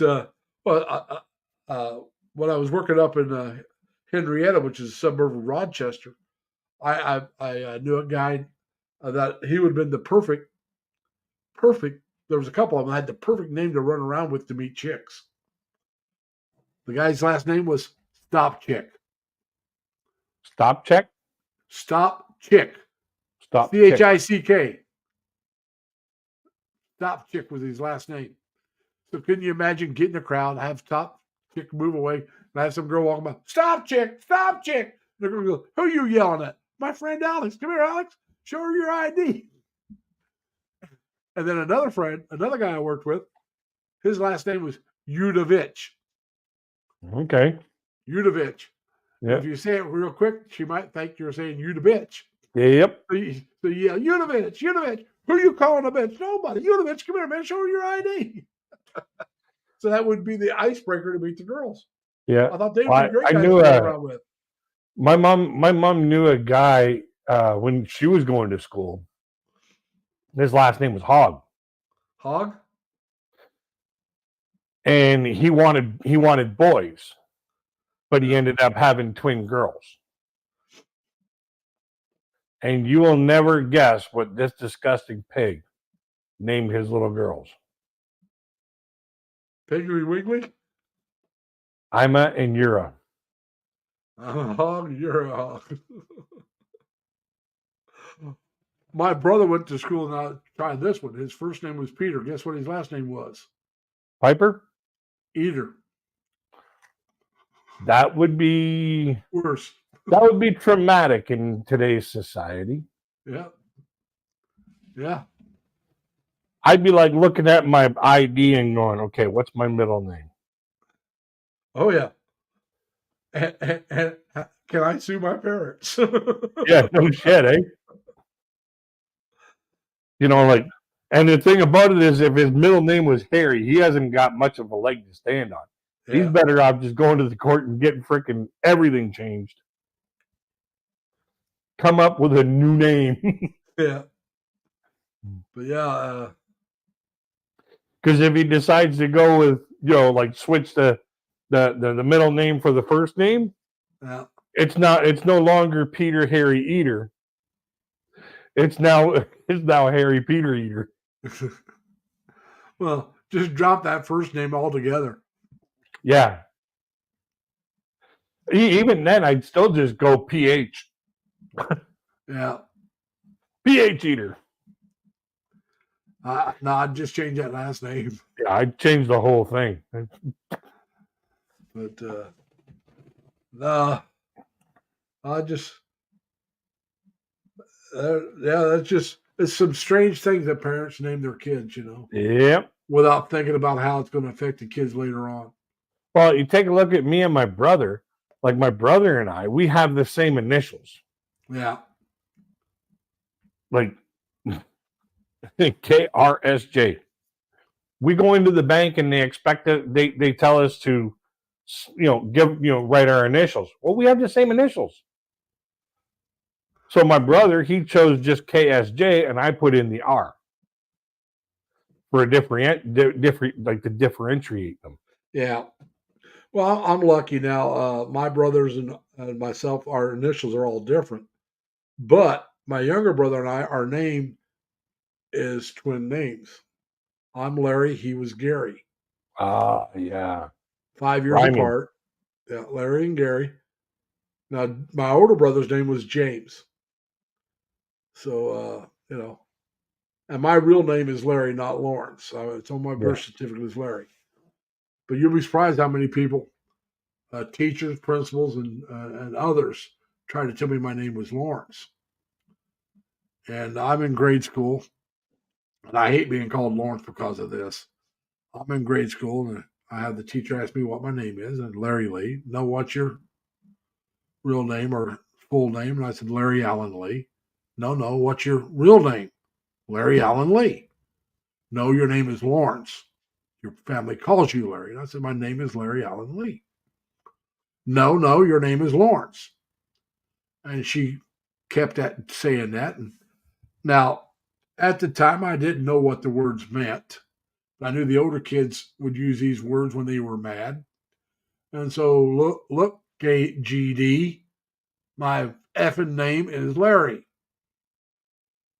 I got sent to the principal. Well, he tried that bull with me, saying my name was Lawrence. No, my name is Larry. And we went with that for a little bit. So he decided he's going to call my mother and get me straightened out with my mom. And he called me Lawrence to my mother. That was the last time anybody called me Lawrence in school. My mom doesn't cuss, but she just hit the roof. His name is Lawrence. His name is Larry. I hate the name Lawrence. That's why I named him Larry. It's on his birth certificate as Larry. And she named me after her grandfather, her dad's dad. His name was Lawrence. But she didn't want to name me Lawrence. She thought it sounded too stuffy, so she gave me his nickname, Larry. Now, I missed my grandfather's birthday by a few hours. I'm born on the 16th of September. His birthday was the 17th. I was born at 9 o'clock at night. 3 hours more, I'd have been on the 17th, the same day. So I got named after her grandfather. But like I said, she thought the name Lawrence was too stuffy, so she named me Larry. And I haven't had to deal with people wanting to call me Lawrence. Most people, when I tell them, no, my real name is Larry, they go with Larry. But some will just try to ball bust me with it and call me Lawrence anyway.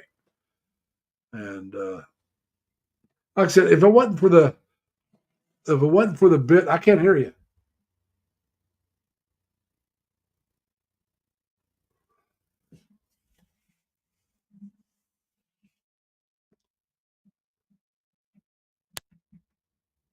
How's that? That's better. I can hear you now. Why was it? Come unplugged or? No. Just battery died in it. Okay, that's what I was thinking. Maybe the power. But Get like power I said, I don't think I'd have the trouble with the name Lawrence and Larry as much as I did if it wasn't for that grade school part. Yeah. But Yeah, now when I was living there in Rochester area, I was going to a doctor in Batavia, which is almost halfway between Rochester and Buffalo. It's a little town. I was going to a doctor there. That's the guy that did my carpal tunnel surgery on my left hand. And I go in there, and they ask you to sign in. So I sign in, Larry A. Lee. Mm-hmm. And I'm sitting there, and this nurse comes out, looks at the list, and starts calling for a Lawrence Lee. I don't say a word. It's not my name. And she calls the name a couple times. I said, are you looking for a Larry Lee? She goes, that's what I said. I said, no, you didn't. You said Lawrence Lee. I said, my real name is Larry. It's not Lawrence. I don't know why that effing people try to change my name. And hello, hey, Sheldon. Sheldon. Yeah. Sheldon. Yeah. Sheldon. Yeah, he's here from. Team I guess Judy. Elvie's having a live stream right now, and they're coming over to saying hi from her live stream. That's why it says Elvie, but that's where they're coming from. Yeah, And right Elvie's underneath the name there, it says Team Judy. well, Elvie's one of them that I follow. I support Elvie. Elvie Rose Inso. She does a live stream quite a few times a week. Yeah. And so I try to support her quite a bit. Her and ABCM. And Larice comes on here, Larice, and then Charmaine. They're very Usual big support. suspects. Lady, Ledie. Yeah. She's a big supporter. There's a few other. Anna comes in quite a bit. Crystal's a real big supporter. Oh, yeah. A lot of these people that I'm mentioning right there, I met through Dan. You know who Dan is? Yeah, from the Philippines. Yeah, Dan and Minnie. Dan used to go by Dan's Philippine Retirement Journey. Now it's Dan and Minnie's Retirement Journal or something like that. Yeah. Because they're actually retired. See, I started following him when he was still working and living in California. And he would always go to Chris and Sabu's channel. And when he started doing, when I started following him, I would mention his channel a lot on Chris and Sabu's. I'd mention watching one of his videos so maybe more people would go check him out. Yeah. And this is back before I ever started doing anything. And back when I first started following people, I don't do it as much now because I got too many people I've tried to follow. Yeah. But back when I was only following a few people, when I started following, I'd go all the way back to the beginning and watch all the videos. I watch every one of their videos. Yeah. I did that with Dan. I did that with Chris and Sabu. I did that with P. Lucky for me, when I first started following P, she didn't even have 1,000 subscribers yet, and she only had not a super amount of videos, but enough. Then I went back and did all of hers. I did that with a few. If you ever watch the Expat Info channel, I did that with his. Hello, Ann. Hey, Ann, how you doing? So I used to do that with a lot of Tito Team. Yeah. I did that with him, but as I got more and more, I started following. It was harder to do that. And, so it's hard to do that with mine now because I got about 200 videos. Well, no, I did over 200 videos before when I was following somebody. Jerry, I went back. Jerry, I call South Texas home. I went back and watched all of his and called out. I missed quite a few of his now, but there's just so many people I'm trying to follow. I gotta. Doing quite well, Ann. I hope you. I'm glad to hear that you're doing well. And she's saying hi to you, crazy kid. Too. How you doing, Ann? I know you already said hi to her, but I'm just letting you know she's saying hi back. Yeah, I'm just asking her how she's doing. Yeah, like I said, my mom looked like she was having a good time with three of my sisters, the ones that live back in Indiana. They all live in Terre Haute. All my sisters that in Indiana live in Terre Haute. They all went. She's in a nursing home, so they all went to the nursing home, along with my niece and great niece. That's my youngest sister's daughter and granddaughter. Mm-hmm.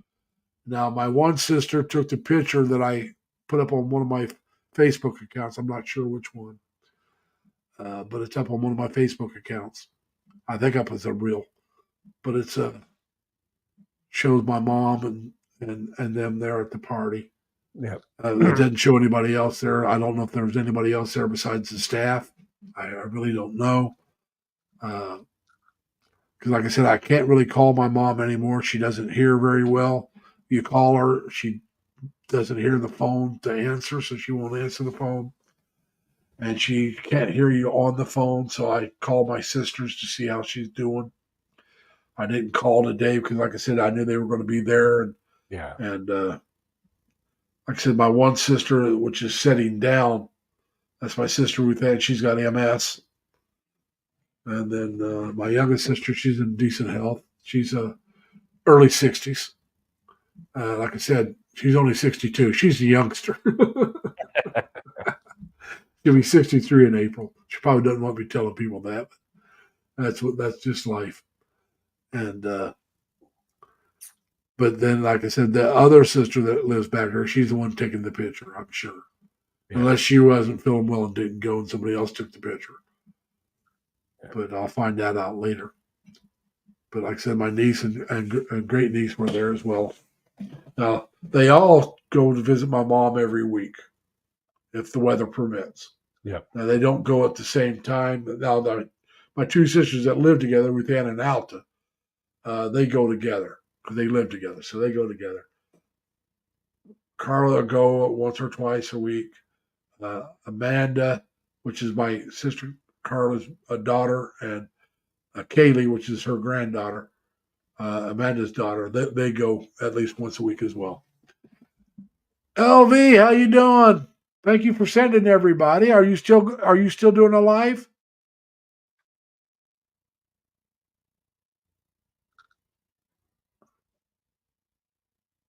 How you doing again, Elvie? Welcome back. Yeah, I'm gonna have to get going here soon. I gotta try and record a couple of videos to stay ahead of the game on my my videos. I haven't recorded a video in a couple of days. I haven't done one since Thursday. Actually, yeah, Wednesday. I put it up Thursday, so it was Wednesday. Yeah, I got I had well, so almost when I 30 videos ahead. Well, I came home Wednesday from work, and I drove by, and I could see this car pointed right at the tree, and it looked like it had been in a wreck. Ooh. So I went home, parked, put everything up, and then I walked down. Man, that was a mistake. God, it was cold. I was freezing by the time I got back home. And I went down there in the car. You could tell the car had hit the tree. If that car is not totaled, it's crazy. And I took took a video of that, and it's not a short, but it's a short video. It's over a minute long. It's less than 2 minutes. But I took that video, and the main reason I took that video, I wanted to show people what could happen in bad weather. Yeah. I don't know if the person had a heart attack, or if he foot got stuck, or if he had ice. But I'm sure the weather, whatever it was, I'm sure the weather. Bad weather driving can do. Yeah, because a lot more people have heart attack during the winter, really cold weather. Yeah. Than any other time. The really cold days are the hottest days of the days people have most heart attacks. Yep. Because of overexertion and that kind of stuff. Yeah. And so it was like, I'm sure it was weather conditioned, but the thing I wanted to let people know, because something like that can happen. Well, I have a cousin who was almost paralyzed for life. She was like 20, 21 years old. Summertime, but it was real heavy rain, and there was leaves on the pavement, a lot of leaves, and it caused her to slide like ice. Yeah. And so she was driving a truck, and she had her baby with her, who was strapped in. Lucky, the baby didn't get hurt, but it really damaged her back, and they weren't sure if she'd walk again. Now she does walk, but she had trouble. Yeah, she has trouble with it, but she can get around on her own. She works again. She's working now, and she likes that. And this is probably happened about 20 years ago. So she's somewhere around 40. This is my cousin George's youngest kid. And she's in her 30s, pushing 40, somewhere in there. But anyway, that was during the summer. It was just heavy rain and a lot of leaves on the ground. Yep. And it caused her to slide off of the road a little bit. And when she tried to come back on, it caused her car to flip. Yeah. Because from the ground to the pavement, was that unevenness caused her truck to flip. And like I said, she was almost paralyzed, but she's not. She's disabled quite a bit, but she can still get around on her own. And she no longer has to use a walker, but she uses a cane, and probably will the rest of her life. Yeah. But now her son, he's Cameron. I forget how old he is now, but she's also got a daughter since that happened. Yeah. So her daughter's probably junior high now, somewhere around my great niece's age, somewhere around that age. And like I said, I gotta get shooting out here because I gotta get some videos made. Well, Anne's saying she's going to check you out, crazy kid. I appreciate that. I got this week here. I've started a comedy video week. Like it's Alan Sherman, Hello Mother, Hello Mother, Hello Father. Yeah. I got Kepadat Adetta singing Wet Dream. It's all funny songs for this week coming up. So Yeah. Don't forget to put 3 L's down there, crazy, and Yep. get your link drop before you go out. So if anybody else wants to check you out. Yeah. So I appreciate you coming up. Shoot, I've been going now for a little over 3 hours. Yeah. But that's because I've had such good guests come up. I had you come up, Jack came up, so that always helps. Robert came up, so like I said, I've had 3 guests. Yeah. And that always helps. Makes the time go a little quicker. And Elvie, if you're still here, is your live stream still going? If it is, I'll probably end here, and we'll get everybody over to yours. And Crazy, thanks for coming up. Yeah. And, Thanks for we'll catch you inviting me up. time. And I wish you a happy New Year. And Thank you. I hope your New Year's filled with nothing but peace, love, and happiness for you and your loved ones. Same to you, my friend. All right. Take care. Peace out, man. Peace out. All right. Elvie, are you still here? If you are, let me know if you got your live stream still going. Because we're not going to go much longer unless somebody else comes up. It is. I took a nap this afternoon so I could stay up a little later. But it's getting close to my bedtime. But remember, everybody, now be nice to each other. We'll keep talking for a few more minutes to see what happens. But I want to thank you all for wishing my mother a happy birthday. And like I said, I'm not sure which one of my Facebook has the picture of my mom and my sisters. But you're welcome to take a look at it. Also, if you want to go back on my shorts, about 7 months ago, I did a video. I did a short on my mother. I showed my mother with me. We're together. And it's only about 30 seconds. If you'd like to check that out, you can see what my mom looks like. My mom does use a wheelchair a lot because she shuffles her feet, so she falls quite a bit. No, Crystal, I wish I could, but she's 650 miles from me. And this time of year, I don't like traveling that far because, well, you can't do it in one day. I mean, you'd have to take 2 days, so I'd have to take vacation. And right now, this time of year, it's snowing way too much to try to go back to Terre Haute for a couple of days and try to come back. It just is too much of a hazard. The weather is just doesn't want to cooperate. It been snowing quite a bit, especially the area I got to drive. I have to go through the areas that's getting a lot of snow this time of year. I have to go through Rochester, Buffalo, Cleveland, and they get a lot of snow this time of year, especially this year. Last weekend, Buffalo got about 3 foot of snow, and they're getting another foot or 2 this weekend. And then, like I said, you try to drive home, and then you get snowed in, and what happens if there's too many wrecks because of the bad weather, and you get involved in one of those. You take a chance when you drive that far to try to stay out of wrecks as it is. But it's also the fact that if you travel that far, there's a better chance during the winter that you're going to have some kind of hassle, cars breaking down, being snowed in somewhere. It's something I can't afford this time right now. If I was retired, I could afford to do it. I mean, I could go back home if I got snowed in. I'd stay as long as I had to. But I'm not retired. I have a job I have to do. I can't afford to take a lot of time off from work. I could take a week off and gone, but like I said, I may not make it back because of the weather.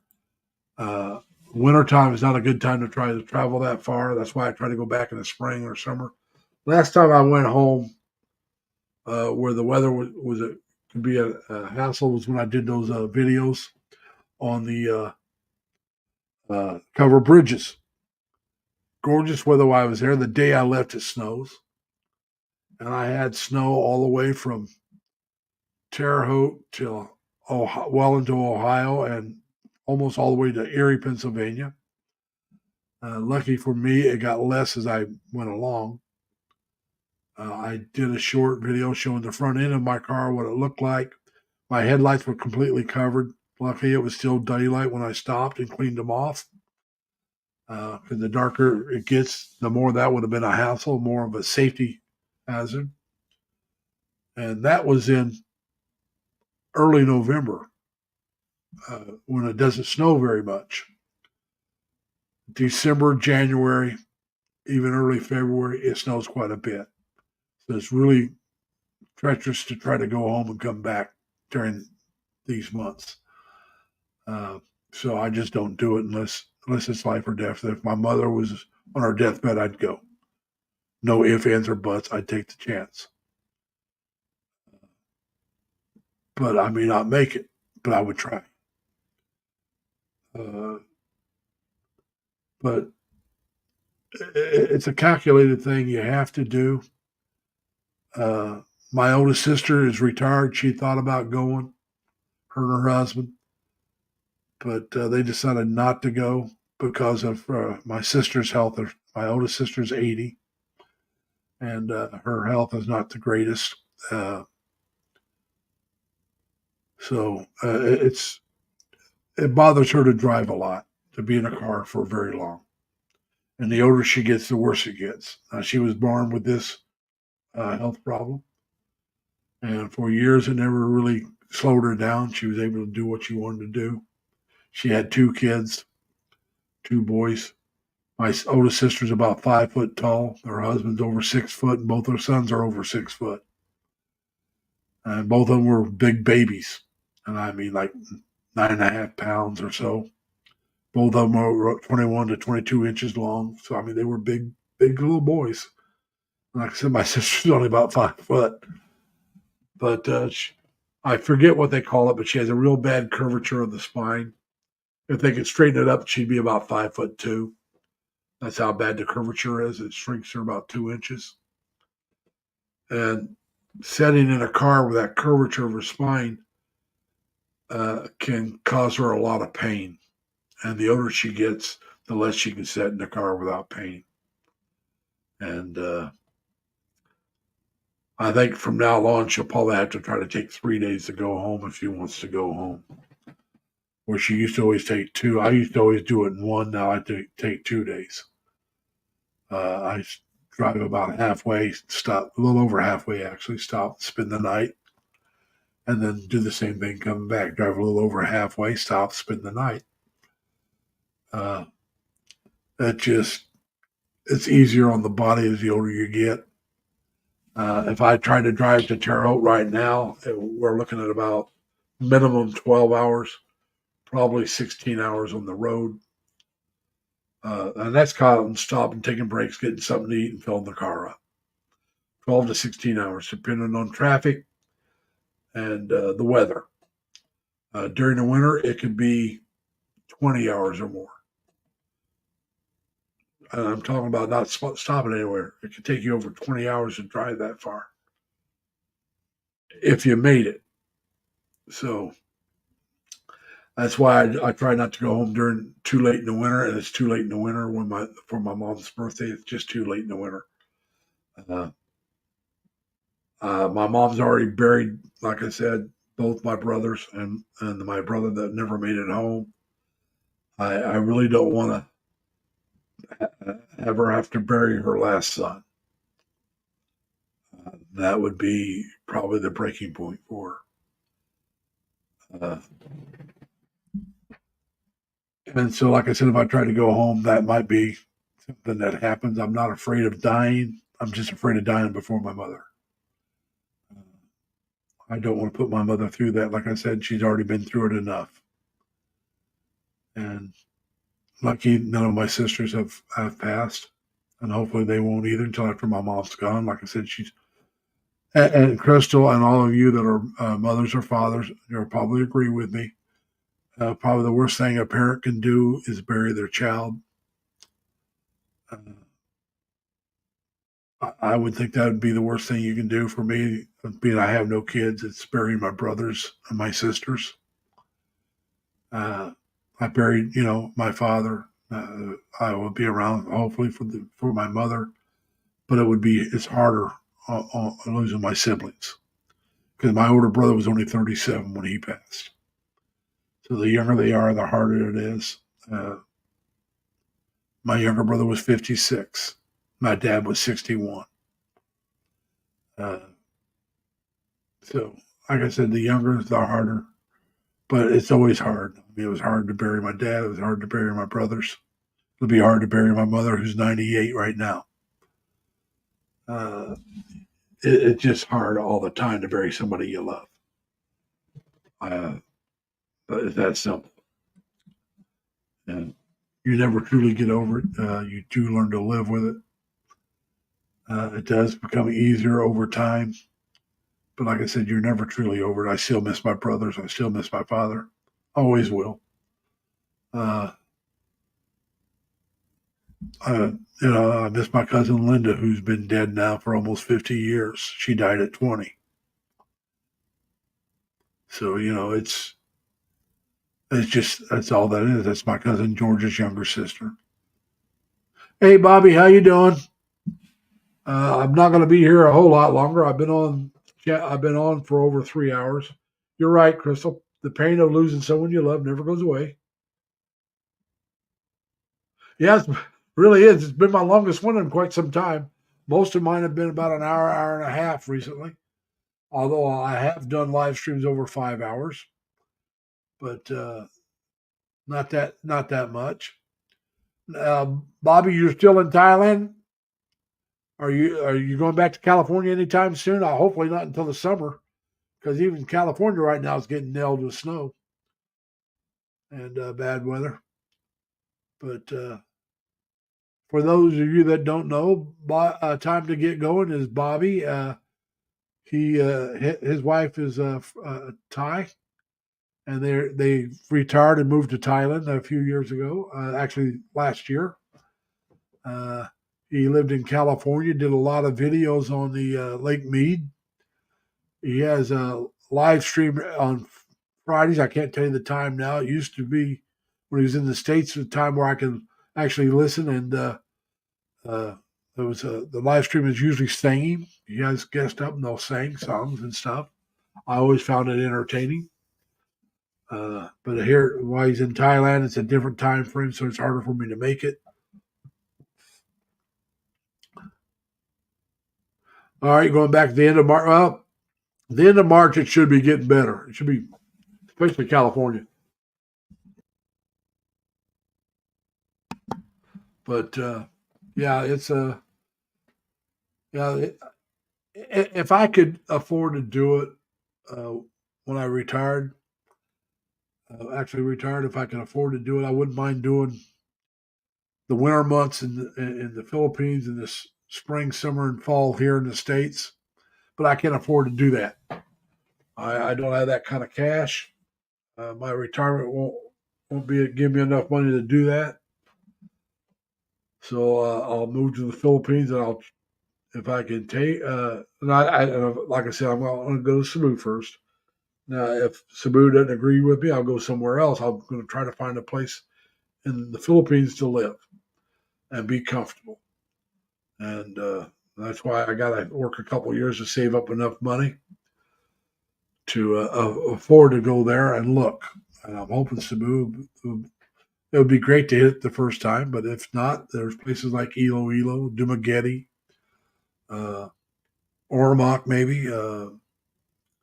maybe somewhere close to Manila, but not in Manila. There's a lot of different places to check out. Like I said, I like Iloilo because of the river walk, and it's a mid-sized city between Cebu and Dumagetti.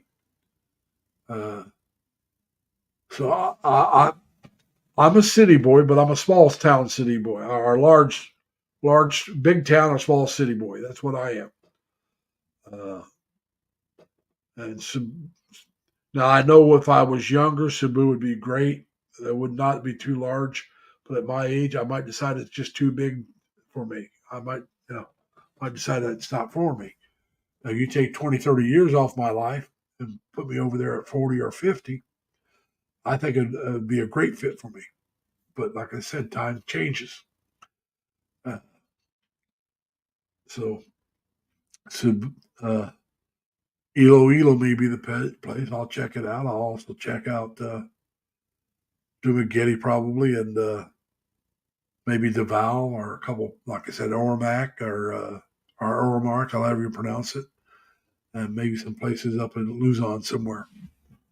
But that's only if I decide not to stay in Cebu. And I want to keep checking videos out, keep looking things over for other places, because right now I know where I'm going. I'm going to Cebu first. But what happens if it doesn't suit me for whatever reason? Too large, too, whatever.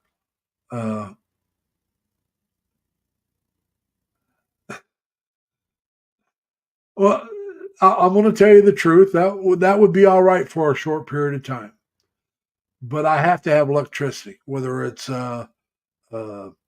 solar panel generator or what. I have to have electricity because of my sleep apnea. I gotta be able to run my machine to sleep. But I don't think I would enjoy the beach after more than a week or so. I might enjoy it for a month, but that would be it. Anything beyond that, I would get bored. I'm going to need some kind of entertainment, someplace to go get coffee, maybe to go watch a movie, watch people go walk by. People watch, but that's be why I'm drinking my coffee. Or I know me. I mean, I could take it easy. I really can. I could spend days on end not doing anything as far as work. All right. But I need something to entertain myself. And laying on the beach looking at the ocean would be great for a couple of days, maybe, like I said, a week or more. But after a while, I would get tired of that. I'm the kind of person that I like having people around. I like talking to people, as you can probably tell with my live streams. So I would get bored if I couldn't be talking to somebody else.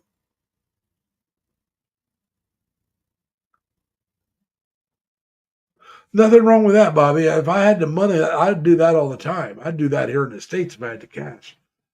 I love to travel.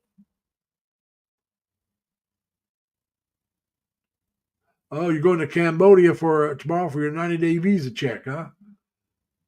So you have to. So even though you're married to a Thai, you have to leave the country every 90 days. That stinks. That's another reason for me not to move to Thailand. I mean, you take the Philippines, I can stay there for 3 years before I have to leave.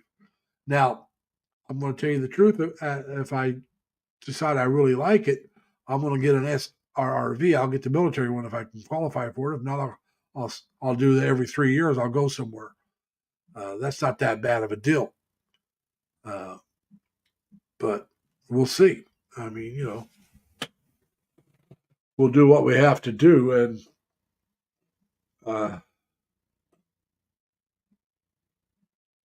okay, cool. So when you come back after this 90-day visa, well, now you're going back in March, so you're going to have to do it again. Okay. Now, once you finally move to Thailand and everything's taken care of in the States, there you go. Yeah, get the 10-year visa if you can. I don't blame you a bit. Get one as far out as you can. Like I said, in the Philippines, you can stay anybody from the United States, as long as they don't get in trouble and cause trouble, can stay on a tourist visa for 3 years. Now you go in, you got to have a return ticket or not a return ticket, but an onward ticket to somewhere else when you first get there. So you buy a really cheap ticket to somewhere else and don't use it. You get there get the visa as soon as you get there. Before the time's up, you apply for another visa and get it, and you stay for every month or every 6 months. You get you get an extension after a while. You get it 2 months, and then I think you get 6 months extensions, and you do that until you have 36 months in. Then you have to leave the country. You go somewhere else like Thailand, Vietnam, Hong Kong, Singapore, somewhere close by. Go there for a day or two, maybe a week, depending on what you want to do. Then come back in and start the whole process all over again for another 3 years. Like I said, that's not a bad deal. Plus, another thing I find beneficial about the Philippines is I can go anywhere and find somebody that speaks English. Now, their English may not be perfect, but neither is mine. Let's be honest about it. I'm a native speaker, and I still don't speak it properly sometimes. So anybody that wants to make fun of somebody that's not a native speaker is an idiot, because a lot of us don't speak it properly. So why make fun of somebody that's can speak a second language, our third language, our fourth language, when we're having trouble with our own language? We know people that do. Okay, I understand that. Your 1 year check will be traveling to another country. You want to anyway. So once a year, for the 10 years, once a year you go somewhere. Nothing wrong with that. Like I said, who knows? Once I get over there, I may do something like that. I just don't want to have to. It's that simple. I don't want to have to. I may have to do it every 3 years, but I don't want to have to do it every couple months or every year. It's just not something I want to have to do. The less hassle I can make my retirement, the better off I'm going to be. Now, I'm sure you'll do what I'll do when you travel to another country. You'll do videos. We are YouTubers, and that's what we do. I don't travel a lot, so I don't do a lot of travel videos. But when I do travel, I do videos on it. And I'll do more videos when I'm traveling than I do when I'm just here at home. You can check that out with my Boston trip, my Terre Haute trip. You'll see a lot more videos during that time frame than I do here. And that's only natural because you're doing something different. It's a little different than your daily routine. And so you find it more interesting.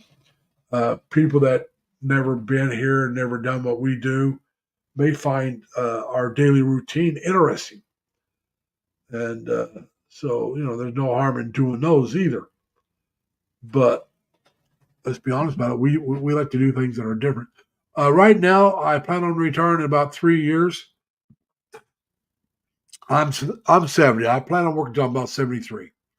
By the end of this year, unless something drastic happens, I'll be out of debt outside of my car, my living expenses.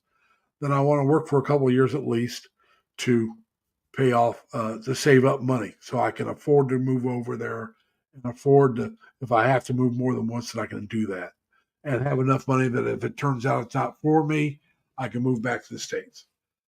So you got to have that contingency plan. You got to have the money for it.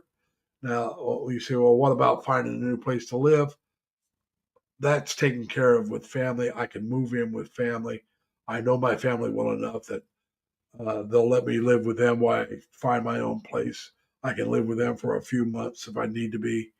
My two sisters that live together would gladly put me up. Now I have to live under their rules, which wouldn't be what I would prefer. I would prefer to be on my own. But if necessary, I could do that for a few months to get myself straightened back out. That's if everything else fails, that's what I would do. I'd prefer not to do that.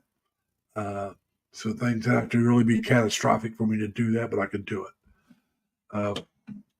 I would prefer, if I had to come back to the States, come back with enough money to set myself up in my own place. Maybe back with my sister's area, or maybe back where I'm living right now, because I have good friends in this area. Although it's cold where my sisters live, but it's usually not as bad as here. And usually this is not as bad as where my oldest sister lives. So you just gotta, and if you're retired, you don't have to get out in that bad weather unless you want to. But that can make it kind of boring.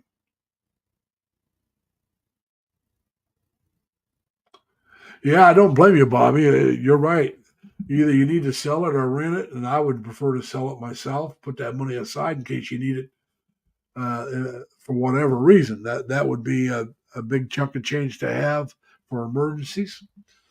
But like you said, yeah, it's the biggest expense keeping it up. That's why I said that's the main reason I couldn't afford to keep a place here in the States and in the Philippines, because the expense of having a place to stay, you'd have to keep it year round, because when you rent, it's hard to have a place that you can rent for just a few months and have it available where you want to be at. So you would want to just keep it available at both places and then travel back and forth.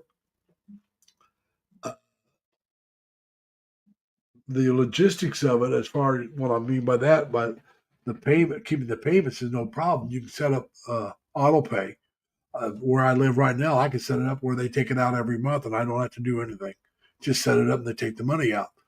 That's the way my electric bill is. I don't do anything. They just take the money out.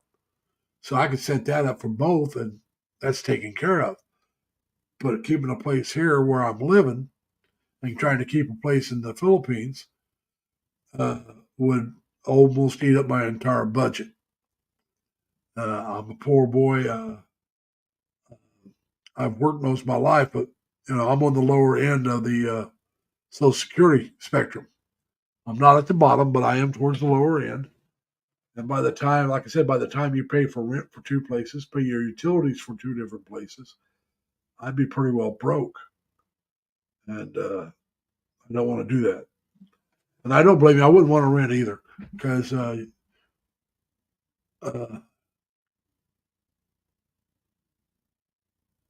understand going back for your dental. Yeah, $1,000 a month, that's a lot of cash, man. And like you said, with the monthly bills and the insurance and everything, yeah. Like I said, now my bills and insurance and rent here is a little less than 1,000 when you add it all together, but it's not a whole lot less than 1,000. So, like I said, now you go over to the Philippines. Now you got to keep a place over there on top of that, and you that just no. Now, if I had double what I got coming in, if I got double, I could do it. I could actually live where I'm at now without working once I get my bills paid off. If I really needed to, I could do that. It would make things tight because of the car payment and stuff. And once the car is paid off, it may be a lot easier. But where I live now, you got to have a car. During the summer months, I guess I could walk and catch a bus, but during the winter, no. But there again, I guess I could rent a car once in a while and take care of it during the winter, go out maybe once a week with a rental car. But get rid of my car. But I just, no. Now there's a senior housing not too far from where I live. Once I quit working, that would save me a lot of money if I moved there. But like I said, I've still got to deal with the cold, the snow, and the ice, and I really don't want to deal with that stuff. And there again, there's a waiting list to get in that place, the senior living. Now, it probably wouldn't save me much money while I'm working. If it saved me any money, it would save me money after I retired, and it'd probably be a year after I retired because it'd be based on your last year income. That's how they do the senior housing. They base it on your income, and they go off the year previous. They can't say, well, you're not working now, so we'll lower it. But no, you worked last year, and that's what they're going off of. And the next year, because you didn't work, your rent will drop quite a bit. So,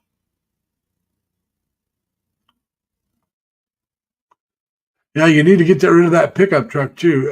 Either that or store it with a family member that you can trust. That if you plan on going back to the States quite a bit. I know you got a sister. You could maybe leave it with her, but I would just sell it.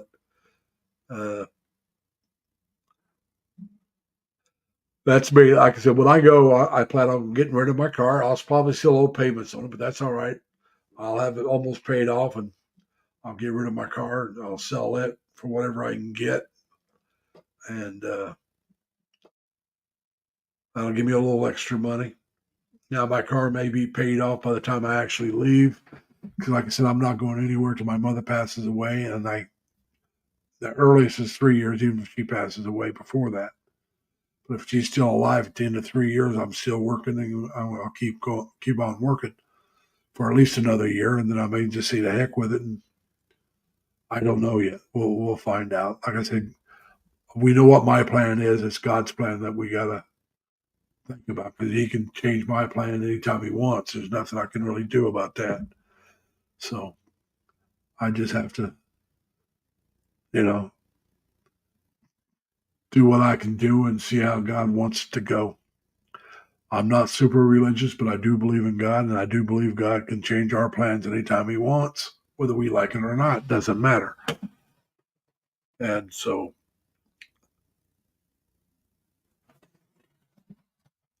I don't know what that's to, but so we'll do whatever comes. Whatever happens, we'll deal with it. That's what I said. I mean, either you want to leave it at your sister's or you want to sell it, and I don't blame you leaving it at your sister's. At least for the time being, and then later on you may decide not to.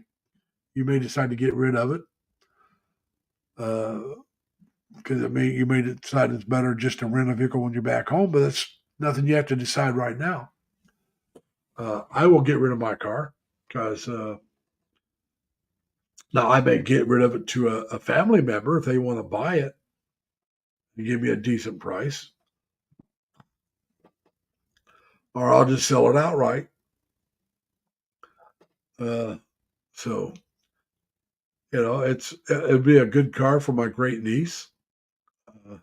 She'll be driving. She will be.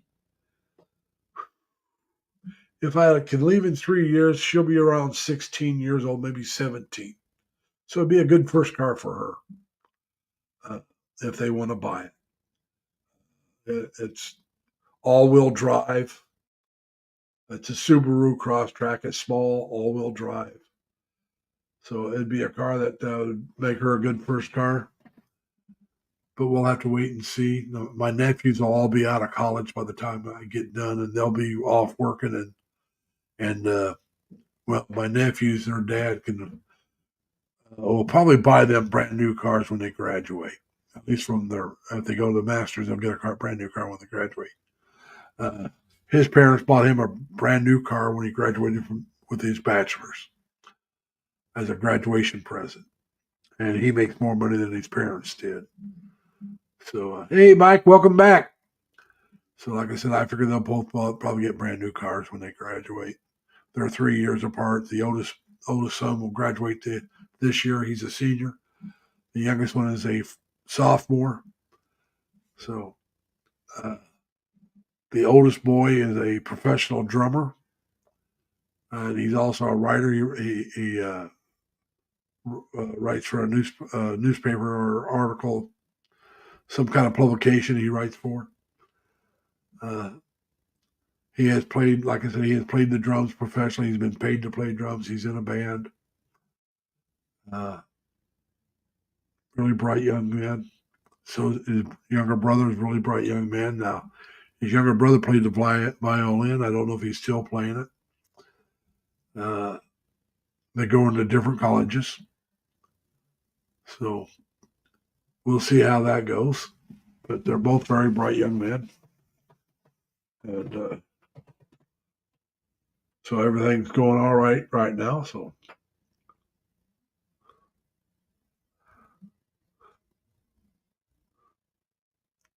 everybody's welcoming Mike back. We're always glad to have him back. I hope his wife is doing well. And said it's Sunday morning over there, Saturday night here. So, well, folks, I know it's Mike just got back, but I think I'm going to end this one. I've been going over 3.5 hours. This is a very long live stream for me anymore. But I want to thank you all for coming in, participating in the chat. And hopefully you all gave me a thumbs up. If you didn't, if you would before we end, I'd appreciate it. I want to wish Bobby and his wife Jai a safe trip. They were wanting to go somewhere, do a little travel this next week or two, and then a safe trip back to California at the end of March. That's a good time. That would be, like I said, if I could afford to go back and forth, the end of March, the 1st of April would be when I would come back to the States. You're back in time to do the taxes if you have to do taxes. And that's when the weather starts getting better. So you can visit the family in the good weather. And like I said, I'm not saying I won't come back to the States after I move over there, but it won't be a yearly thing. Maybe that'll be my 3-year trip. Maybe it won't. I don't know. It's all going to depend on my health and my finances. And like I said, when you come back in March, taxes aren't due till the middle of April, so that's a good time to get back and do your taxes while you're here, just to make sure they're done and in. And like I said, if I was going to travel back and forth every year, that's what I would do. Even if it was only once a year, I'd come back for a month or two. I'd probably do it in March and April. Come back late March, stay for April, and then go back. And if you're going to do 2 months, April and May, go back in June. Before it gets too hot, you'll be back for the spring weather, which is really nice and cool. And you get to see all your family and your friends. That would be my main reason for coming back, would be to see my family and friends. But like I said, it's going to depend on how often I come back will depend on my finances and my health and whether or not I'm still single. If I'm married, I would have to take her in consideration as well. Can she come with me or not? Or can we afford to both go? I mean, there's a lot of things that I can't plan for right now. It's just too far away, too many variables. So, yeah, you're right. I better get going. I want to thank you all for coming. I want to thank you all for wishing my mother a happy birthday, 98th birthday. And we got to, remember to be kind to each other. Take care of yourselves. Stay safe. Stay healthy. Plus, as always, try to have fun. Peace and love to you all. I want to thank you for coming once again. And I'll see you in my next live stream, hopefully. Take care, everybody. Bye.